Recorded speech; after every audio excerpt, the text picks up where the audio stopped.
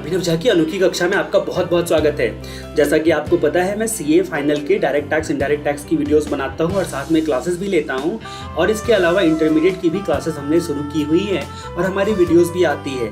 लेकिन दोस्तों, लोगों की मदद करने के लिए, स्टूडेंट्स की मदद करने के लिए कई स्टूडेंट ने मुझे कहा कि आप थ्योरी अच्छे से एक्सप्लेन करते हो, आसान भाषा में एक्सप्लेन करते हो, इसीलिए आप SCMP की वीडियोस भी बनाओ। तो आपके सामने में मैं क्वेश्चन आंसर के फॉर्म में ये वीडियो को प्रेजेंट कर रहा हूँ, जिसमें थ्योरी को हम डिस्कस करेंगे चैप्टर वाइज और उसमें साथ साथ आपका कॉस्टिंग का हिंट भी रहेगा, हिंट आंसर भी SCMP सब्जेक्ट का। ठीक है, तो अब यहाँ पर बात करेंगे कि ये चीज़ें जो हम लोग देखने के लिए जा रहे हैं वो स्टडी मटेरियल से देखेंगे, लेकिन आपके क्वेश्चन आंसर फॉर्म से देखेंगे। यानी कि मैं स्टडी मटेरियल की बातों को क्वेश्चन आंसर के फॉर्मेट में कन्वर्ट करके आपको बड़े आसानी बताऊंगा और केवल हिंट आंसर में भी कहीं लिखा हो, कहीं जरूरत ना हो तो ना भी लिखूं।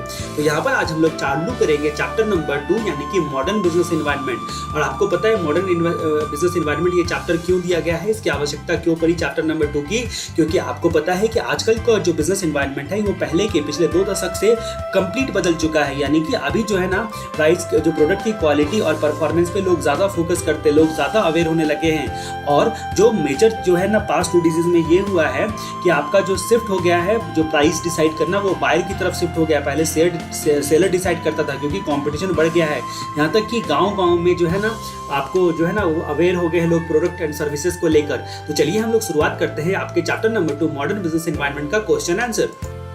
अब आपका आता है अगला सवाल। पहला सवाल, What is the cost of quality and explain its component? Cost of quality किसको कहा जाता है? क्वालिटी का मतलब ही होता है प्रोडक्ट एंड सर्विस की एबिलिटी। किसकी एबिलिटी? प्रोडक्ट सर्विस की क्षमता, प्रोडक्ट सर्विस की क्षमता कस्टमर के एक्सपेक्टेशन को पूरा करने के लिए। यानी कि कस्टमर की नज़रों में आपको अपनी वैल्यू बढ़ानी है, कितनी वैल्यू बढ़ा सकते हो ये उसकी प्रोडक्ट सर्विस की एबिलिटी होती है। यानी कि आपका कॉस्ट ऑफ क्वालिटी जो है ना, आप कस्टमर की नज़रों में जो वैल्यू बनाने के लिए काफ़ी खर्चे करते हैं ऑर्गेनाइजेशन, ठीक है, ताकि प्रोडक्ट सर्विस उनका अच्छा हो। Cost of quality and cost of जो है ना सर्विस, ये कब होगा? जब आप प्रिवेंशन कॉस्ट करते हो, प्रिवेंटिव प्रोडक्शन करते हो, यानी कि डिफेक्टिव गुड्स नहीं बनाते हो। यानी कि इसके लिए प्रिवेंटिव पर आप खर्चा करते हो, फिर भी डिफेक्टिव को आप जो है ना ढूंढते हो। प्रिवेंशन पर खर्चा करने के बावजूद भी कुछ डिफेक्ट निकला तो उसको कस्टमर के हैंड पे जाने से पहले ही, आपको बेचने से पहले उसको ठीक कर लेना है। पहले ज़माने में लोग मानते थे कि आपका ट्रेडिशनल मेथड में लोग मानते थे कि प्रिवेंशन कॉस्ट पे खर्चा करने से हमारा ओवरऑल कॉस्ट बढ़ेगा। लेकिन बाद में ये बात एहसास हुआ मॉडर्न बिजनेस एनवायरनमेंट में कि आपको प्रिवेंशन पर खर्चा करना चाहिए, क्योंकि आगे चलकर आपका कम स्क्रैप जनरेट होगा, लेस रीवर्क करना पड़ेगा और क्वालिटी भी आपकी बढ़ेगी और कस्टमर भी आपके ज़्यादा सेटिस्फाइड होंगे। अल्टीमेटली आपका जो है ना सेल वगैरह सब बढ़ेगा। अब यहाँ पर बात करते हैं कि मीनिंग तो हम लोगों ने इसी बातों में ही कर ली कि कॉस्ट ऑफ क्वालिटी का मतलब होता है कस्टमर की नज़रों में प्रोडक्ट एंड सर्विस की वैल्यू बढ़ाने की एबिलिटी। अब जहाँ तक बात करते हैं कंपोनेंट के बारे में, तो कंपोनेंट की जब हम लोग बात करते हैं तो आप 2 पार्ट में जो है ना वो कंपोनेंट को डिवाइड कर सकते हो, गुड क्वालिटी का खर्चा और अच्छी क्वालिटी बनाने का खर्चा और पुअर क्वालिटी का खर्चा। पुअर क्वालिटी को ठीक करने का खर्चा, अच्छी क्वालिटी बनाने का खर्चा 2 कैटेगरी में आप बोल सकते हो, अप्रेजल कॉस्ट और उसके बाद प्रिवेंशन कॉस्ट। आप अच्छी क्वालिटी बनाने का खर्चा करते हो, अप्रेज करते हो, अप्रेजल कॉस्ट या और प्रिवेंशन कॉस्ट। और पुअर क्वालिटी को ठीक करने के लिए भी आपको खर्चे करने पड़ते हैं। उसको बोलते हो गड़बड़ हो गई तो उसको ठीक तो करना पड़ेगा, तो उसको बोलेंगे इंटरनल फेलियर कॉस्ट और एक्सटर्नल फेलियर कॉस्ट। ठीक है, तो आपका अप्रेजल कॉस्ट, प्रिवेंशन कॉस्ट और फेलियर कॉस्ट 2 प्रकार के, इंटरनल फेलियर और एक्सटर्नल फेलियर। अब यहाँ पर बात आती है जो what is cost of quality and explain is component. तो हम कंपोनेंट के बारे में जरा समझते हैं। सबसे पहले कहानी होती है कि आपका कॉस्ट ऑफ गुड क्वालिटी और कॉस्ट ऑफ बैड क्वालिटी 2 प्रकार के ही कंपोनेंट को कैटेगराइज कर सकते हो। गुड क्वालिटी के लिए जो है ना अप्रेजल कॉस्ट और प्रिवेंशन कॉस्ट, और फेलियर होने के बाद ठीक करने के लिए कॉस्ट ऑफ पुअर क्वालिटी, ये दूसरे कैटेगरी में बांटा गया है। तो आपका गुड क्वालिटी का मतलब क्या होता है कि आपका कंपोनेंट जो होता है उस पर आपने अच्छे खासे खर्चे किए होंगे सुपरविजन वगैरह करने के लिए और प्रिवेंशन कॉस्ट किए होंगे। ठीक है, तो इसमें मुख्य तौर पर जो आता है अप्रेजल कॉस्ट, गुड क्वालिटी को मेंटेन करने के लिए, यानी कि आप प्रिवेंशन करने के लिए ताकि डिफेक्ट ना आए। ठीक है, उसको प्रिवेंशन कॉस्ट बोलते हो। लेकिन उसके अलावा पुअर क्वालिटी ना आए उसके लिए जो कोशिश करते हो उसको अप्रेजल कॉस्ट बोलते हैं। इसके सारे एग्जांपल हम लोग थोड़ी देर में देखने वाले हैं हमारे आने वाले क्वेश्चंस में। अब जहां तक बात करते हैं कि अगर पुअर क्वालिटी निकल ही के आ गया, अगर गलती से पुअर क्वालिटी आ गया तो उसको आपको फेलियर को ठीक करना पड़ेगा। उसको एक्सटर्नल फेलियर कॉस्ट और इंटरनल फेलियर कॉस्ट 2 कैटेगरी में बांटा गया है। ठीक है, धीरे धीरे करके हम उनके बारे में जानेंगे। सबसे पहले आपको पता होना चाहिए कि इंटरनल फेलियर कॉस्ट का मतलब होता है कि आपका क्या बोलते हैं, आप रेक्टिफिकेशन करने के लिए जो खर्चा करते हो, रीवर्क करने के लिए, ठीक करने के लिए जो खर्चा करते हो। और एक्सटर्नल फेलियर कॉस्ट जो है ना, ऑर्गेनाइजेशन के बाहर गुड्स निकल चुका है, कस्टमर वगैरह के हैंड में आ गया है, वो टेक्निकल सपोर्ट के लिए या रिप्लेस करने के लिए या वारंटी वगैरह के लिए आप पर क्लेम करते हैं, तो इसका मतलब वो एक्सटर्नल फेलियर कॉस्ट में आ जाएगा। और बहुत सारे अकॉर्डिंगली हम लोग एग्जाम्पल देखने के लिए जा रहे हैं, ठीक है। कॉस्ट ऑफ पुअर क्वालिटी जो होता है, पुअर क्वालिटी का खर्चे को आप बोलते हो नॉन कन्फर्मेंस कॉस्ट, यानी कि आप उम्मीदों को कन्फर्म नहीं कर पाए, कस्टमर की उम्मीदों को कन्फर्म नहीं कर पाए, इसीलिए इसको बोलते हैं नॉन कन्फॉर्मेंस कॉस्ट, ठीक है। यानी कि क्वालिटी स्टैंडर्ड आप मीट नहीं कर पाए, इसकी वजह से पुअर क्वालिटी आ गया। और उसके बाद कन्फॉर्मेंस कॉस्ट किसको बोलते हो, अच्छी क्वालिटी आपने दे पाए, इसको बोलते हैं कन्फॉर्मेंस कॉस्ट, अच्छी क्वालिटी को आप कन्फर्म कर पाए, इसीलिए इसको बोलते हैं कन्फॉर्मेंस कॉस्ट। यानी कि आप कह सकते हो कि इंटरनल फेलियर कॉस्ट और एक्सटर्नल फेलियर कॉस्ट जो होता है आपका, ये जो फेलियर कॉस्ट ये आपका होता है, ये आपका क्या होता है, क्या बोलते हैं, ये जो खर्चा के लिए जो उसको बचाने के लिए जो खर्चा करते हो, तो फेलियर को कंट्रोल करने के लिए कॉस्ट करते हो। और प्रिवेंशन एंड और अप्रेजल कॉस्ट को कॉस्ट ऑफ कंट्रोल भी आप कह सकते हो, ठीक है। इसको PAF मॉडल के नाम से भी पुकारा जाता है, P for prevention, A for appraisal, F for failure, यानी कि प्रिवेंशन, अप्रेजल, फेलियर इस मॉडल के नाम से भी पुकारा जाता है, ठीक है। अगले क्वेश्चन में हम जानेंगे कि ऑप्टिमल कॉस्ट ऑफ क्वालिटी किसको कहते हैं और PAF मॉडल में उसको इम्प्लीमेंट कैसे किया जाता है। तो अगला क्वेश्चन हमारा क्या है कि what is the optimal cost of quality and how to implement it in PAF model. इसको PAF मॉडल में कैसे इम्प्लीमेंट करें। आपको पता है स्टडी मेटल में जो है ना, आपके यहाँ पर जो है ना वो एक ग्राफ दिया गया होगा, ठीक है। एक ग्राफ में जो है ना एक्स एक्सिस पर डिफेक्ट का परसेंटेज और वाई एक्सिस पर जो है ना वो आपके कॉस्ट के बारे में लिखा होगा। तो आप बड़े गौर से देखोगे उसको तो आपको पता चल जाएगा कॉस्ट ऑफ कन्फर्मेंस और कॉस्ट ऑफ नॉन कन्फर्मेंस में बताया गया है, ठीक है। स्टडी मेटल का वो चार्ट को देख लेना आप। तो ऑप्टिमल कॉस्ट ऑफ क्वालिटी किसको बोला जाता है, तो यहां पर हम लोगों को एक minimum level of cost of quality ढूंढना पड़ता है। Minimum level of cost of quality मतलब कम से कम ये क्वालिटी जिस पर कंपनी जो है वो हाई क्वालिटी का प्रोडक्ट दे सके, कम से कम कॉस्ट पर मैक्सिमम हाईएस्ट क्वालिटी का प्रोडक्ट, मिनिमम कॉस्ट पर कितना हाई क्वालिटी का प्रोडक्ट दे सकते हो, उसको ढूंढना ऑप्टिमल कॉस्ट कहलाता है।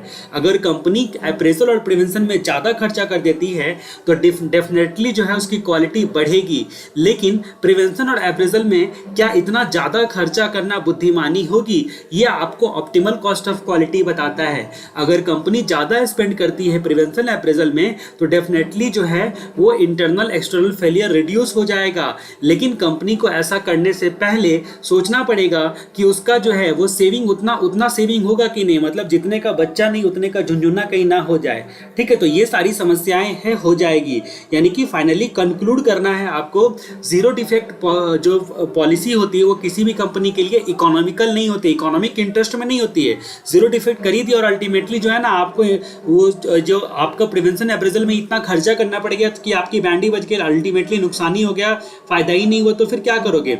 यानी कि आपको सबसे पहले सोचना है कि आपको स्टेप से डिटरमाइन करने हैं कि PAF मॉडल को, प्रिवेंशन अप्रेजल और फेलियर में दो फेलियर इंटरनल और एक्सटर्नल, इस मॉडल को इंप्लीमेंट कैसे करें। इंप्लीमेंट करने के लिए आपको क्या करना पड़ेगा, आपको सबसे पहले आपको इंफॉर्मेशन एकत्रित करना पड़ेगा कि कैसे कैसे क्वालिटी स्टैंडर्ड को जो है वो आप बढ़ा सकते हो। यानी कि आपको क्वालिटी स्टैंडर्ड जो है ना उसके बारे में इंफॉर्मेशन एकत्रित करना पड़ेगा। उसके बाद आपको क्वांटिफाई करना पड़ेगा उन इंफॉर्मेशन को, यानी कि क्वांटिफाई करना पड़ेगा, अमाउंट के टर्म में सोचना पड़ेगा। उसके बाद आपको क्या करना पड़ेगा, जो भी आपने सोचा है, ठीक है, जो रिडक्शन के तरीके उसको प्रिवेंशन अप्रेजल और इंटरनल एक्सटर्नल फेलियर कॉस्ट में डिवाइड करो। उसके बाद बात करते हैं कि कुछ खर्चे इतने एक्सटेंट तक आपको करने हैं जिससे आपको स्टडी करनी है प्रॉपर तरीके से कि आपका PAF मॉडल जो है ना वो एक्यूरेट रहे, यानी कि ऑप्टिमल कॉस्ट ऑफ क्वालिटी आपको दे, ठीक है। तो पहले बोलता है कि सबसे पहले आपको क्या क्या फेलियर्स होते हैं, क्या क्या खामियां हैं, उनके बारे में आपने पता लगा लिया। उसके बाद जो है ना उसमें जो एजम्पशन है उसके बारे में सोच लिया। उसके बाद आपने क्या किया उस स्टडी के बेसिस पर चार्ट्स वगैरह, मैट्रिक्स वगैरह जो बनाना है बनाया, और अकॉर्डिंगली जो है ना आपने PAF मॉडल के बारे में समझा, ठीक है। अभी हमारी कहानी आगे बढ़ती है, हम बात करेंगे डिस्क्राइब टोटल क्वालिटी मैनेजमेंट, ठीक है। और उसके बाद टोटल क्वालिटी मैनेजमेंट को हम डिस्क्राइब कैसे करते हैं, टोटल क्वालिटी मैनेजमेंट को अभी हमारा वर्ड जो शिफ्ट हो रहा है, अभी तक पहला क्वेश्चन हमने देखा कॉस्ट ऑफ क्वालिटी एंड उसके कंपोनेंट के बारे में जानो। उसके बाद दूसरा हम लोगों ने देखा कि ऑप्टिमल कॉस्ट ऑफ क्वालिटी किसको बोलते हैं और पीएफ मॉडल को इंप्लीमेंट कैसे करते हैं। ठीक है, तो कुछ स्टेप्स उसके लिए हमने देखे कि पीएफ मॉडल को इंप्लीमेंट करने के लिए बॉस सबसे पहले आपको कुछ जानकारियां एकत्रित करनी पड़ेगी कि सिस्टम में क्या क्या फेलियर होता है, उसके साथ साथ कुछ एजम्पशन लेना पड़ेगा और क्वांटिफाई करना पड़ेगा उस डाटा को। ठीक है, उसके बाद फिर क्या करना पड़ेगा, प्रिवेंशन, अप्रेजल, इंटरनल और एक्सटर्नल फेलियर कॉस्ट में आपको उसको डिवाइड करना पड़ेगा। ठीक है, उसके बाद जो है कितना रिसोर्सेस किस पर आप खर्चा कर सकते हो उसको डिटरमाइन करना पड़ेगा और लास्ट में सोचना पड़ेगा कि आपको उससे कौन कौन से खर्चे करने से, कितना खर्चे करने से फायदा है नुकसान है, सारा जानकारी आपको इकट्ठा करना पड़ेगा। ठीक है, तो ये इस तरह से आपने इंप्लीमेंट करने का सोचा। अब हमारा अगला सवाल उठेगा, टोटल क्वालिटी मैनेजमेंट को आपको डिस्क्राइब करना है 6C के साथ। तो अगला सवाल होता है कि डिस्क्राइब करना है टोटल क्वालिटी मैनेजमेंट को, टोटल क्वालिटी मैनेजमेंट को उसके 6C के साथ, 6C के साथ डिस्क्राइब करना है। तो यानी कि यहाँ पर आपको सोचना है कि इसके 6C क्या क्या होते हैं। स्टडी मटेरियल में ये आपका क्वेश्चन है, इसको क्वेश्चन के फॉर्म में आप बोल सकते हो टोटल क्वालिटी मैनेजमेंट। अगर आपका ये आ गया तो सबसे पहले आपको सोचना है मैनेजमेंट किसको बोलते हैं। ऑर्गेनाइजिंग, स्टाफिंग, कंट्रोलिंग, डायरेक्टिंग को आपने जो है ना मैनेजमेंट करके बोला था। ठीक है, 11th-12th में, ठीक है, बिजनेस स्टडीज पढ़ते वक्त में। तो यहाँ पर बोला गया है कि आपका क्वालिटी ऑफ वर्क जो होता है सारे फंक्शन का, ठीक है, सारे फंक्शन ऑफ ऑर्गेनाइजिंग का, ऑर्गेनाइजिंग, स्टाफिंग, कंट्रोलिंग, डायरेक्टिंग, यानी कि ऑर्गेनाइजिंग जितने भी फंक्शंस होते हैं ना उसको ऑर्गेनाइज करके, जैसे कि product design, production, marketing, customer service वगैरह। यहाँ पर बोलता है कि जितने भी फंक्शन ऑर्गेनाइजेशन के होते हैं वो कस्टमर के नीड के हिसाब से होना चाहिए, ऑर्गेनाइजेशन के एक ऑब्जेक्टिव के हिसाब से होना चाहिए, वेस्ट को एलिमिनेट करने वाला होना चाहिए और ऑर्गेनाइजिंग स्टाफिंग यानी कि सारे स्टाफ के, सारे डिपार्टमेंट की इफिशिएंसी को बढ़ाने वाला होना चाहिए। टोटल मैनेजमेंट आप करना चाहते हो ना, तो उस सिचुएशन में आप याद करो 11th-12th में आपने पढ़ा होगा ऑर्गेनाइजिंग, स्टाफिंग, कंट्रोलिंग और डायरेक्टिंग, ये सब कुछ जो है आपके मैनेजमेंट के फंक्शंस होते हैं। तो यहाँ पर टोटल क्वालिटी के पॉइंट ऑफ व्यू से कस्टमर नीड को, ऑर्गेनाइजेशन के ऑब्जेक्ट को, वेस्ट को एलिमिनेट करो और स्टाफ की इफिशिएंसी को बढ़ा दो। अगर तुमने इतना कर दिया तो हम मान लेंगे कि तुमने टोटल क्वालिटी को मैनेज कर लिया है। इनिशियली आपको सबसे पहले मैन्युफैक्चरिंग यूनिट को अप्लाई करना है ये टोटल क्वालिटी मैनेजमेंट। ठीक है, यानी कि आप उसके बाद धीरे धीरे यहाँ पर क्या करना है, बाकी सेक्टर में आपको जो है ना अप्लाई करना है। टोटल क्वालिटी मैनेजमेंट जो है ना दो महात्माओं ने मिलकर बनाया था, डीमिंग एंड जोसेफ। अगर आपको याद रहे तो ठीक है, नहीं भी याद रहे तो चलता है। उसके बाद यहाँ पर बात करते हैं 6C की बात। 6C का मतलब क्या होता है, सबसे पहले आपका C for commitment. C for commitment आपको ये याद रखना है कि C फॉर कमिटमेंट होगा, क्योंकि ये कौन कमिटमेंट किया था पहले, C का मतलब ये कमिटमेंट करने वाला है आपका सलमान खान। तो तो यहाँ पर 6C को आपको जो है ना आपको क्या करना है, एक्सप्लेन करना है। तो C का मतलब, एक का मतलब, C का मतलब सलमान खान कमिटमेंट, सलमान खान का कमिटमेंट। और सलमान खान कल्चर टाइप की मूवी बनाता था। ठीक है, अभी रणवीर सिंह ने काफ़ी इम्प्रूव किया है अपने एक्टिंग में और सोनू सूद काफ़ी कोऑपरेट करता है। शाहरुख खान के कस्टमर काफ़ी ज़्यादा हैं। ठीक है, और उसके बाद सनी देओल ने अपने ऊपर बहुत कंट्रोल किया डर मूवी में, यानी कि सलमान का कमिटमेंट। तो यानी कि आपके 6C क्या क्या हो गए टोटल क्वालिटी मैनेजमेंट करने के लिए, इन लोगों ने मैनेजमेंट किया, इनकी पिक्चर हिट हुई। तो सलमान का कमिटमेंट, तो सबसे पहले यहाँ पर बात आती है कि ये चीज़ आपका जो है ना टोटल क्वालिटी मैनेजमेंट के लिए कमिटमेंट होना चाहिए, यानी कि आपका कमिटमेंट होना चाहिए। कमिटमेंट का मतलब होता है आपका मेंटल ओथ। ठीक है, दिमागी तौर पर सारे एम्प्लॉय जो होंगे वो अपने आप में कसम लेंगे कि कंटिन्यूस वो लोग लगातार इंप्रूवमेंट करेंगे और सारे एम्प्लॉय जो होता है अपना उनको प्रॉपर ट्रेनिंग उसके लिए मिलनी चाहिए। ठीक है, तो ताकि वो अपनी चीज़ों को अच्छे से कर पाएँ, इसके लिए उनको ट्रेनिंग तो देना पड़ेगा ना तुमको। उसके बाद फिर बात करते हैं कि आपको कल्चर ऐसा होना चाहिए, पूरे ऑर्गेनाइजेशन में कल्चर ऐसा होना चाहिए ताकि जो सारे कंपनी में जो लोग काम करते हैं ना सो एक दूसरे को इनकरेज कर सके, डिस्करेज ना करें, एक दूसरे को इनकरेज करे, एक दूसरे की क्रिएटिव थिंकिंग को इनकरेज करे ताकि इम्प्रूवमेंट आए। ठीक है, उसके बाद फिर यहाँ तक बात करते हैं कि अगर मान लीजिए कि अगला आता है कि कंटिन्यूस इम्प्रूवमेंट, यानी कि improvement, C for continuous improvement, यानी कि कंटिन्यूस जो होता है सारे एम्प्लॉय जो होंगे वो अपने में इम्प्रूवमेंट करें। ये वन टाइम प्रोग्राम नहीं होता है, धीरे धीरे करके लर्निंग कर्व अप्लाई होगा तो इम्प्रूवमेंट हो जाएगा, ऐसा करके उनको विश्वास दिलाए। उसके बाद सोनू का कॉपरेशन, यानी कि सोनू सूद का सारे एम्प्लॉय इन्वॉल्वमेंट जो है सब कोई सब इन्वॉल्व है, हम लोग सबने मिलकर किया है, किसी एक को सक्सेस का क्रेडिट नहीं दिया देके यहाँ पर बोलता है कि सबने जो है ना इन्वॉल्वमेंट लेना है। ठीक है, उसके बाद जो है ना शाहरुख का कस्टमर, यानी कि यहाँ पर बात करते हैं customer means internal external customer दोनों। एक्सटर्नल कस्टमर का मतलब जो प्रोडक्ट को बाई करता है, और इंटरनल कस्टमर का मतलब जो होता है जिसको ध्यान में रखकर, जिसको टोटल क्वालिटी मैनेजमेंट पर फोकस करना है, मतलब इंटरनल और एक्सटर्नल दोनों लेवल पर यहाँ पर बताया गया है। उसके बाद सनी का कंट्रोल, यानी कि डॉक्यूमेंट के हिसाब से कंट्रोल करना, ताकि जो आपका जो प्रॉपर दिशा में हम लोग जा रहे हैं कि नहीं, हमारा डायरेक्शन तो डाइवर्ट नहीं हो रहा है, ये सारी बातों को ध्यान रखना।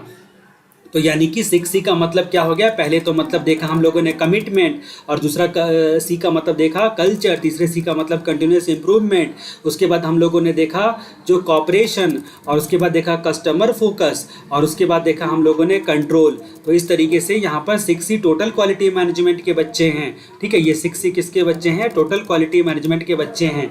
इसके बारे में हम लोगों ने जाना कि 6C क्या क्या होता है। अब यहाँ पर बात करते हैं हम लोगों को डेमिंग के 14 पॉइंट्स मेथोलॉजी क्वालिटी इंप्रूवमेंट के लिए क्या होता है उसके बारे में जानना है। Describe dimming 14 points methodology for quality improvement. तो आपको 14 पॉइंट बताने हैं, किसके, डीमिंग के बताने हैं क्वालिटी इंप्रूवमेंट के लिए। अब ये डीमिंग जो होता है, ये कौन है, ये फादर ऑफ क्वालिटी कंट्रोल कहलाता है, ये क्वालिटी कंट्रोल का बाप कहलाता है। सीधे शब्दों में कहा जाए तो ये फादर ऑफ क्वालिटी कंट्रोल कहलाता है। ये जो प्रोफेसर था वो न्यूयॉर्क यूनिवर्सिटी के थे, और वो अभी जिंदा नहीं है। यानी कि ये आपका क्या हुआ, 1900 ईस्वी में बॉर्न लिया था इन्होंने, और 1993 में एक्सपायर हो गए। 1993 में ये 93 ईयर्स के थे। उसके बाद यहाँ पर बात करते हैं कि आपका सेकेंड वर्ल्ड वॉर में उसने बहुत सारे जापानीज़ कंपनी को अपनी क्वालिटी को बढ़ाने में इम्प्रूव किया था। तो सेकेंड वर्ल्ड वॉर में आपको पता ही है कि जापान को जो है ना कितना ये समस्या हुआ था, यानी कि क्वालिटी कंट्रोल भी जापानीज़ कंपनी को इन्होंने हेल्प किया था। ठीक है, अब यहाँ पर बात करते हैं कि आपका ये डेमिंग प्राइज जो है ना, एक अवार्ड करके जो वो भी आता है। ठीक है, इनको दिया गया था डेमिंग प्राइज पहली बार में, और उसके बाद जो भी अच्छा क्वालिटी कंट्रोल करेगा उसको मिलेगा, आगे चलने पे भी इनके नाम से जाना जाएगा। इसीलिए आप बोल सकते हो इसको फादर ऑफ क्वालिटी कंट्रोल, किनको, डेमिंग को। अब यहाँ पर बात करते हैं कि उनका मानना ये था कि जो तुम पुअर क्वालिटी कह के रोते रहते हो ना, वो आप जो इल्ज़ाम लगाते हो किसके ऊपर, तो स्टाफ लोगों के ऊपर, वर्कर लोगों के ऊपर। लेकिन ये जो पुअर क्वालिटी होता है ना, वो लेजीनेस या फिर केयरलेसनेस या इस सब वजह से नहीं होता है, वर्कर लोगों की इसमें प्रॉब्लम नहीं है। यहाँ पर 15% क्वालिटी प्रॉब्लम जो होता है मात्र वो वर्कर लोगों की वजह से होता है, लेकिन 85% किसको कोसो, मैनेजमेंट को कोसो, क्योंकि मैनेजमेंट रिस्पॉन्सिबल है। यानी कि अगर सीधे शब्दों में कहा जाए तो आप BSNL की जो स्थिति खराब है, तो आप ऐसा नहीं बोलोगे उसके स्टाफ लोगों की वजह से खराब है, वो मैनेजमेंट की वजह से खराब है। इसका मतलब डीमिंग ने बोला था कि रिस्पॉन्सिबिलिटी जो होता है वो मैनेजमेंट का क्या होता है कि सिस्टम को करेक्ट करे, और जो प्रॉब्लम क्रिएट करने वाला जो इन्वायरमेंट है ना, उसको आप जो है ना उसको उसके बारे में सोचो जरा, उसको ठीक करो। ठीक है, यानी कि आपका पूरे पोटेंशियल को लगाओ मैनेजमेंट करने में, तब जाके आपका कामयाबी आपको मिलेगी। ठीक है, तो इसके रिस्पेक्ट में इन्होंने 14 पॉइंट दिए गए थे। सबसे पहले इन्होंने देखो बहुत सारे जो है ना आपके वर्कर से रिलेटेड पॉइंट है, तो आप गौर करोगे इस बात को। सबसे पहले बोलता है कि कंपनी को अपना पर्पस क्रिएट करना चाहिए, कि तुम्हारा पर्पस इंप्रूवमेंट का है। पर्पस तुम्हारा क्या होना चाहिए, इंप्रूवमेंट होना चाहिए, यानी कि बिजनेस ऑब्जेक्टिव तुम्हारा इंप्रूवमेंट की तरफ होना चाहिए। फिर बोलता है कि कंपनी को मोटिवेट करना चाहिए वर्कर को।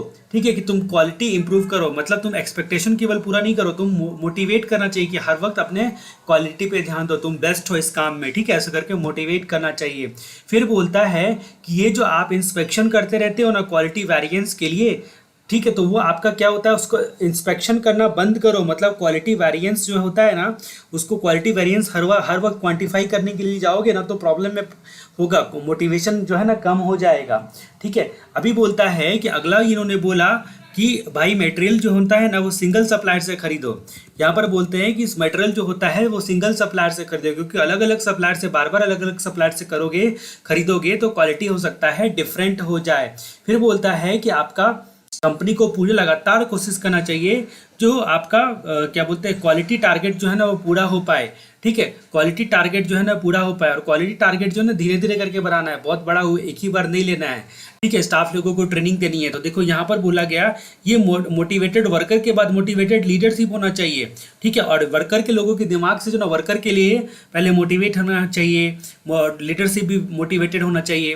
फिर बोलता है कि फियर जो है ना, डर जो है ना निकालो, डर के आगे जीत है, यानी कि वर्कर लोगों के दिल दिमाग में उसको डराओ मत कि तुमने नहीं किया तो ये होगा वो होगा, तुमको कंपनी से जाना पड़ेगा। ठीक है, तो कंपनी जो मोटिवेट करना चाहिए। और यहाँ पर बात करते हैं कि आपका क्वालिटी इंप्रूवमेंट के लिए जो है ना उनको प्रेशर मत डालो। ठीक है, ये फील करो कि तुम्हारा ये जॉब है और तुम उसको बेस्ट तरीके से करोगे, ये फील करवाओ। और उसके बाद डिपार्टमेंट के बीच में ना कंपटीशन करवाने की आवश्यकता नहीं है। ठीक है, ये सब कंपटीशन मत करवाओ। ठीक है, उसके बाद बोलता है कि आपका क्या बोलते हैं, वर्कर को हरास करना बंद करो, उसको केवल जो है ना प्रोसेस को इम्प्रूव करवाओ। वर्कर को जो है ना आप क्या बोलते हैं उसको परेशान करना बंद करो, कुछ भी ऐसी वैसी बातें बोलकर कि भाई तुमको यही करना पड़ेगा। फिर बोलता है कि जो न्यूमेरिकल प्रोडक्शन टारगेट देते हो ना कि आज तुमको 40 यूनिट बना के रखना है, ये न्यूमेरिकल प्रोडक्शन टारगेट बंद करो। देखो ये सब सिस्टम जो होता है ना गूगल कंपनी ऑलरेडी फॉलो कर रही है। ठीक है, एप्पल कंपनी ये सब जो है ना बहुत रिलैक्स करती है, एम्प्लॉय को बोलती है तुमको जो चाहिए बोलो, जो फैसिलिटीज चाहिए बोलो, लेकिन तुम काम करो, ऐसा करके उनका टारगेट रहता है। ठीक है, कंपनी को फोकस करना पड़ता है वर्कर के सेटिस्फैक्शन के ऊपर।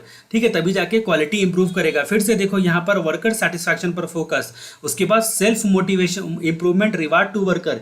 सबसे पहले बात करते हैं कि वर्कर जो है ना इतना उसको मोटिवेट करो, ठीक है, और रिवार्ड करो उसको, सेल्फ इंप्रूवमेंट हो इसकी वजह से। उसके बाद बात करते हैं कि आपका क्या बोलते हैं पुअर क्वालिटी वर्क का ना डेडिकेटेड रिस्पॉन्सिबिलिटी किसी को दो, की responsibility to detect poor quality की, डिटेक्ट पुअर क्वालिटी को ढूंढने वाले का ये काम करो ही। तो ये 14 प्रकार के पॉइंट दिए थे, सब मिला जुला के अगर आपको देखा जाए तो सबसे पहले यहाँ पर बोला गया कि आप क्वालिटी पर्पस को क्रिएट करो। उसके बाद वर्कर के पॉइंट ऑफ व्यू से लिखा, उसके बाद लिखा कि जो है ना स्टॉप वेरिएंस निकालना, वेरिएंस नहीं है, वेरिएंस है ये। ठीक है, तो अब बोलता है कि ना ये निकालना बंद करो, वेरिएंस निकालना बंद करो, और जो इंस्पेक्शन करते हो तुम, जो डिफरेंस आ गया तुम्हारे टारगेट को लेके, टारगेट को छोटा रखो पर अचीवेबल रखो। उसके बाद बात करते हैं सिंगल सप्लायर से आप जो है ना मटेरियल लो। ठीक है, क्वालिटी टारगेट को पूरा करने का, छोटे छोटे टारगेट को पूरा करने का सोचो, प्रॉपर ट्रेनिंग दो, लीडर से मोटिवेशन करो, उसके डर निकालो इनके दिमाग से, कंपटीशन बिटवीन डिपार्टमेंट बंद करो, और वर्किंग प्रोसेस का जो है ना इंप्रूवमेंट करो। न्यूमेरिकल प्रोडक्शन टारगेट जो है ना टारगेट नंबर में मत दिया करो, और उसके बाद वर्कर सेटिस्फैक्शन पर फोकस करो, और self improvement reward to worker दिया करो। ये सारे कुछ 14 पॉइंट जो है ना डेमिंग के हैं, वो आपको ये जो है ना वो याद करने का ट्राई करना है। ठीक है, एक बार दो बार आप जो ना ध्यान से इसको लिखने का ट्राई करना। इन सब पॉइंट ऑफ व्यू से जब एक बार पढ़ते हो तो फिर आपको मे भी आपको याद करना आसान हो जाएगा। अब हम अगली तरफ क्वेश्चन की तरफ रुक करेंगे। वो बोलता है कि plan do check act cycle क्या होता है। अभी ये जो plan do check act cycle होता है ये भी डेमिंग भाई साहब ने ही डेवलप किया था। ठीक है, डेमिंग भाई साहब ने ही प्लान डू चेक साइकिल को डेवलप किया था, ताकि कंटिन्यूस क्वालिटी इंप्रूवमेंट का आप इंश्योर हो सको। ये साइकिल को डेमिंग साइकिल के भी नाम से पुकारा जाता है। तो आपको पीडी से सीए साइकिल बोले या फिर आपको डेमिंग साइकिल बोले, आपको समझ जाना है। सबसे पहले यहाँ पर आती है प्लान। ठीक है, आपको क्या करना है, यहाँ पर प्लान करना है। ठीक है, प्लान के बाद आता है डू, उसके बाद चेक और एक्ट। तो प्लान जो सबसे पहले आता है वो क्या बोलता है कि new process for the quality improvement. पहले तो नए प्रोसेस का प्लान करो। किस चीज़ का प्लान करो, तो आपको यहाँ पर मद्देनजर रखते हुए देखना है, न्यू प्रोसेस का प्लान करना है। ठीक है, न्यू प्रोसेस का प्लान करना है। उसके बाद बोलता है कि इंप्लीमेंट करो डिसाइडेड प्रोसेस। ठीक है भाई साहब, आपने इंप्लीमेंट भी कर दिया, फिर चेक करो कि क्या डिजायर्ड क्वालिटी इंप्रूवमेंट जो है ना आपका मकसद क्या है। ये मत भूलो, क्वालिटी इंप्रूवमेंट तुम्हारा मकसद है। तो चेक करो कि तुमने जो न्यू प्रोसेस इंप्लीमेंट किया है वो डिजायर्ड क्वालिटी जो है ना उसके लायक है कि नहीं है। ठीक है, वो दे रहा है कि नहीं। उसके बाद जो है ना करेक्टिव एक्शन लो अगर डिजायर्ड क्वालिटी इंप्रूवमेंट अटेंड नहीं है तो सबसे पहले प्लान टू एक्ट साइकिल जो होता है वो न्यू प्रोसेस के लिए होता है। सबसे पहले ये आपको डिसाइड करना है, फिर इंप्लीमेंट करना है, फिर चेक करना है कि आपका इंप्रूवमेंट हुआ कि नहीं। उसके बाद करेक्टिव एक्शन अकॉर्डिंगली लेना है। इसको पीडीए साइकिल बोलते हैं।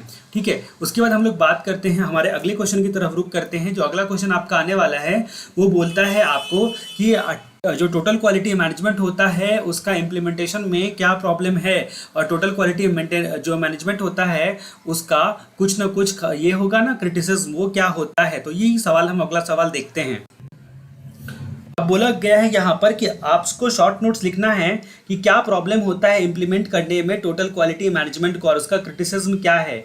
तो यहाँ पर बोला गया है कि एक जो कंपनी होता है, आपको एक दिमाग में ये सोचो कि एक कंपनी है आपकी, ठीक है, वो क्या चाहती है कि इम्प्लीमेंट करना चाहती है टोटल क्वालिटी मैनेजमेंट, ठीक है, लेकिन उसको क्या करना पड़ेगा, सबसे पहले current level of quality standard उसको जानना पड़ेगा, तब जाके आप टोटल क्वालिटी मैनेजमेंट को है इम्प्लीमेंट कर सकते हो।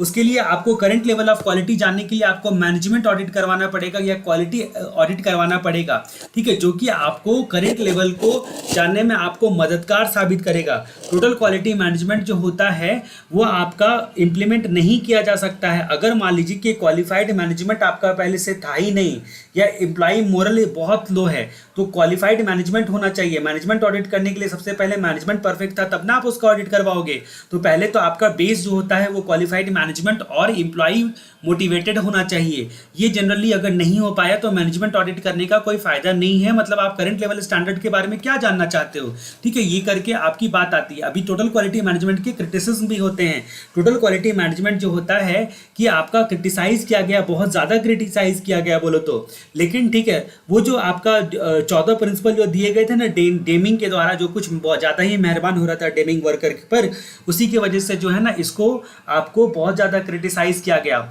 यहाँ पर बोला गया कि ये आपका जस्ट थ्योरेटिकल है, ऐसा थोड़ी होता है।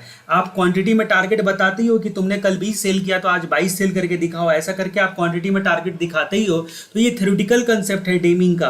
और यहाँ पर बोला गया कि प्रैक्टिकली उसको इम्प्लीमेंट करना जो होता है वो आपका पॉसिबल नहीं है। टोटल क्वालिटी मैनेजमेंट जो वो आपको बता रहे थे डेमिंग, ठीक है। उसके बाद बोलता है कि कंपनी जो होता है न्यूमेरिकल प्रोडक्शन टारगेट को आप नहीं दोगे तो उसका मतलब पुअर क्वालिटी प्रोडक्शन जो है वो नहीं होगा, ऐसा थोड़ी होता है। पुअर क्वालिटी प्रोडक्शन जो है ना वो होगा ही, और न्यूमेरिकल टारगेट तो देना बिना दिए हुए काम ही नहीं चलेगा। यानी कि आपका कंपनी जो होता है वो आपका क्या होता है कि आपका कंपनी जो एक ही रॉ मटेरियल, एक तो तुमने बात बोल दी एक ही, भाई डेमिंग ने 14 पॉइंट में एक बात ये भी बोली थी, एक ही सप्लायर से रॉ मटेरियल खरीदो।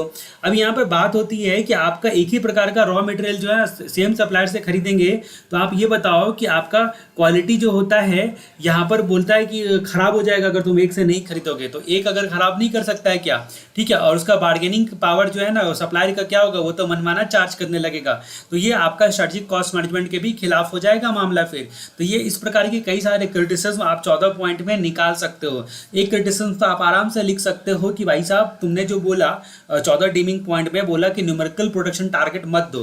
दूसरा पॉइंट आप निकाल सकते हो कि आपका एक ही सप्लायर से रॉ मटेरियल खरीदो, ऐसा थोड़ी होता है, ठीक है। ऐसे करके क्रिटिसिज्म आप बता सकते हो। अगले क्वेश्चन की तरफ हम लोग जो है ना रुक करेंगे। यहाँ पर बोलेंगे कि यहाँ पर जो एक सवाल ये उठता है कि टाटा स्टील कंपनी ने आपको इम्प्लीमेंट किया था TQM और उसके बाद डीमिंग प्राइस जीता था, ठीक है, 2008 में। तो कैसे वो टाटा कंपनी जीता होगा उसके बारे में अगर अपने को विवेचना करने के लिए दिया जाए तो हम कैसे करेंगे। तो अगला सवाल पहले मैं यहाँ पर आपके सामने में टाइप करता हूँ। अब यहाँ पर सवाल ये उठता है कि टाटा स्टील कंपनी जो होता है उसने कैसे टोटल क्वालिटी मैनेजमेंट को इम्प्लीमेंट किया और डीमिंग प्राइस को जीता। आपको जानकारी के लिए पता होगा कि 2008 में टाटा स्टील कंपनी ऐसी पहली कंपनी थी जो कि जापान के बाहर की कंपनी थी और उन्होंने डीमिंग प्राइस जीता 2008 में, ठीक है। टाटा स्टील कंपनी जो है ना टोटल क्वालिटी मैनेजमेंट का जो है वो उसका जो डीमिंग ने सजेस्ट किया था पॉइंट उसको इम्प्लीमेंट किया। 2009-10 में क्या हुआ कि ज़्यादा रॉ मटेरियल जो होता है उसमें प्राइस में वॉलेटिलिटी थी, मतलब प्राइस बहुत ज़्यादा जो है ना बढ़ घट रहा था और उसके बाद प्राइस इंक्रीजिंग ट्रेंड में जा रहा था। उस समय टाटा कंपनी ने यहाँ पर क्या किया कि आपका जो कई सारे पॉइंट जो होते हैं डीमिंग के वो इम्प्लीमेंट किए, जिसमें था कि रॉ मटेरियल सेम सप्लायर से ही खरीदा, ठीक है, सेम सप्लायर से ही खरीदा, ठीक है। इसकी वजह से यहाँ पर बोलता है कि लॉन्ग टर्म कॉन्ट्रैक्ट किया सप्लायर के साथ और उसकी वजह से उसका लॉन्ग टर्म कॉन्ट्रैक्ट था ना पहले से उसका, इसकी वजह से क्या हुआ कि वो सेम सप्लायर ने उसका प्राइस नहीं बढ़ाया, यानी कि उसका फॉरवर्ड कॉन्ट्रैक्ट वो किया हुआ था कि तुम्हारा प्राइस भी बढ़ेगा फिर भी तुम मेरे को उसी प्राइस पे दोगे। ये टाटा स्टील कंपनी को फायदा हो गया और वो प्राइस को जीत गया और इसके साथ ये सवाल खत्म होता है। अगला सवाल आप से पूछा जाएगा कि बिजनेस एक्सीलेंस मॉडल किसको कहा जाता है, ठीक है, बिजनेस एक्सीलेंस मॉडल किसको कहा जाता है। तो अगला सवाल बहुत इंटरेस्टिंग, बहुत इंपॉर्टेंट, बिजनेस एक्सीलेंस मॉडल किसको कहते हैं। ये एक ऐसा मॉडल होता है जो कि आपका एक्सीलेंस इन बिजनेस पर फोकस करता है, जिसमें आप मोर वैल्यू क्रिएट करते हो स्टेक होल्डर की नज़रों में, ठीक है, स्टेक होल्डर की नज़रों पे। ठीक है, ये बात यहाँ पर याद रखना है। स्टेक होल्डर में सारे लोग आ जाते हैं, share holder, employ, supplier, government, जिससे भी आपका कंपनी का रिश्ता है ना, वो सारे के सारे लोग आ जाते हैं। तो आपको गौरतलब ये है कि यहाँ पर स्टेक होल्डर जो होता है ना, उसकी नज़रों में वैल्यू क्रिएट किया जाता है।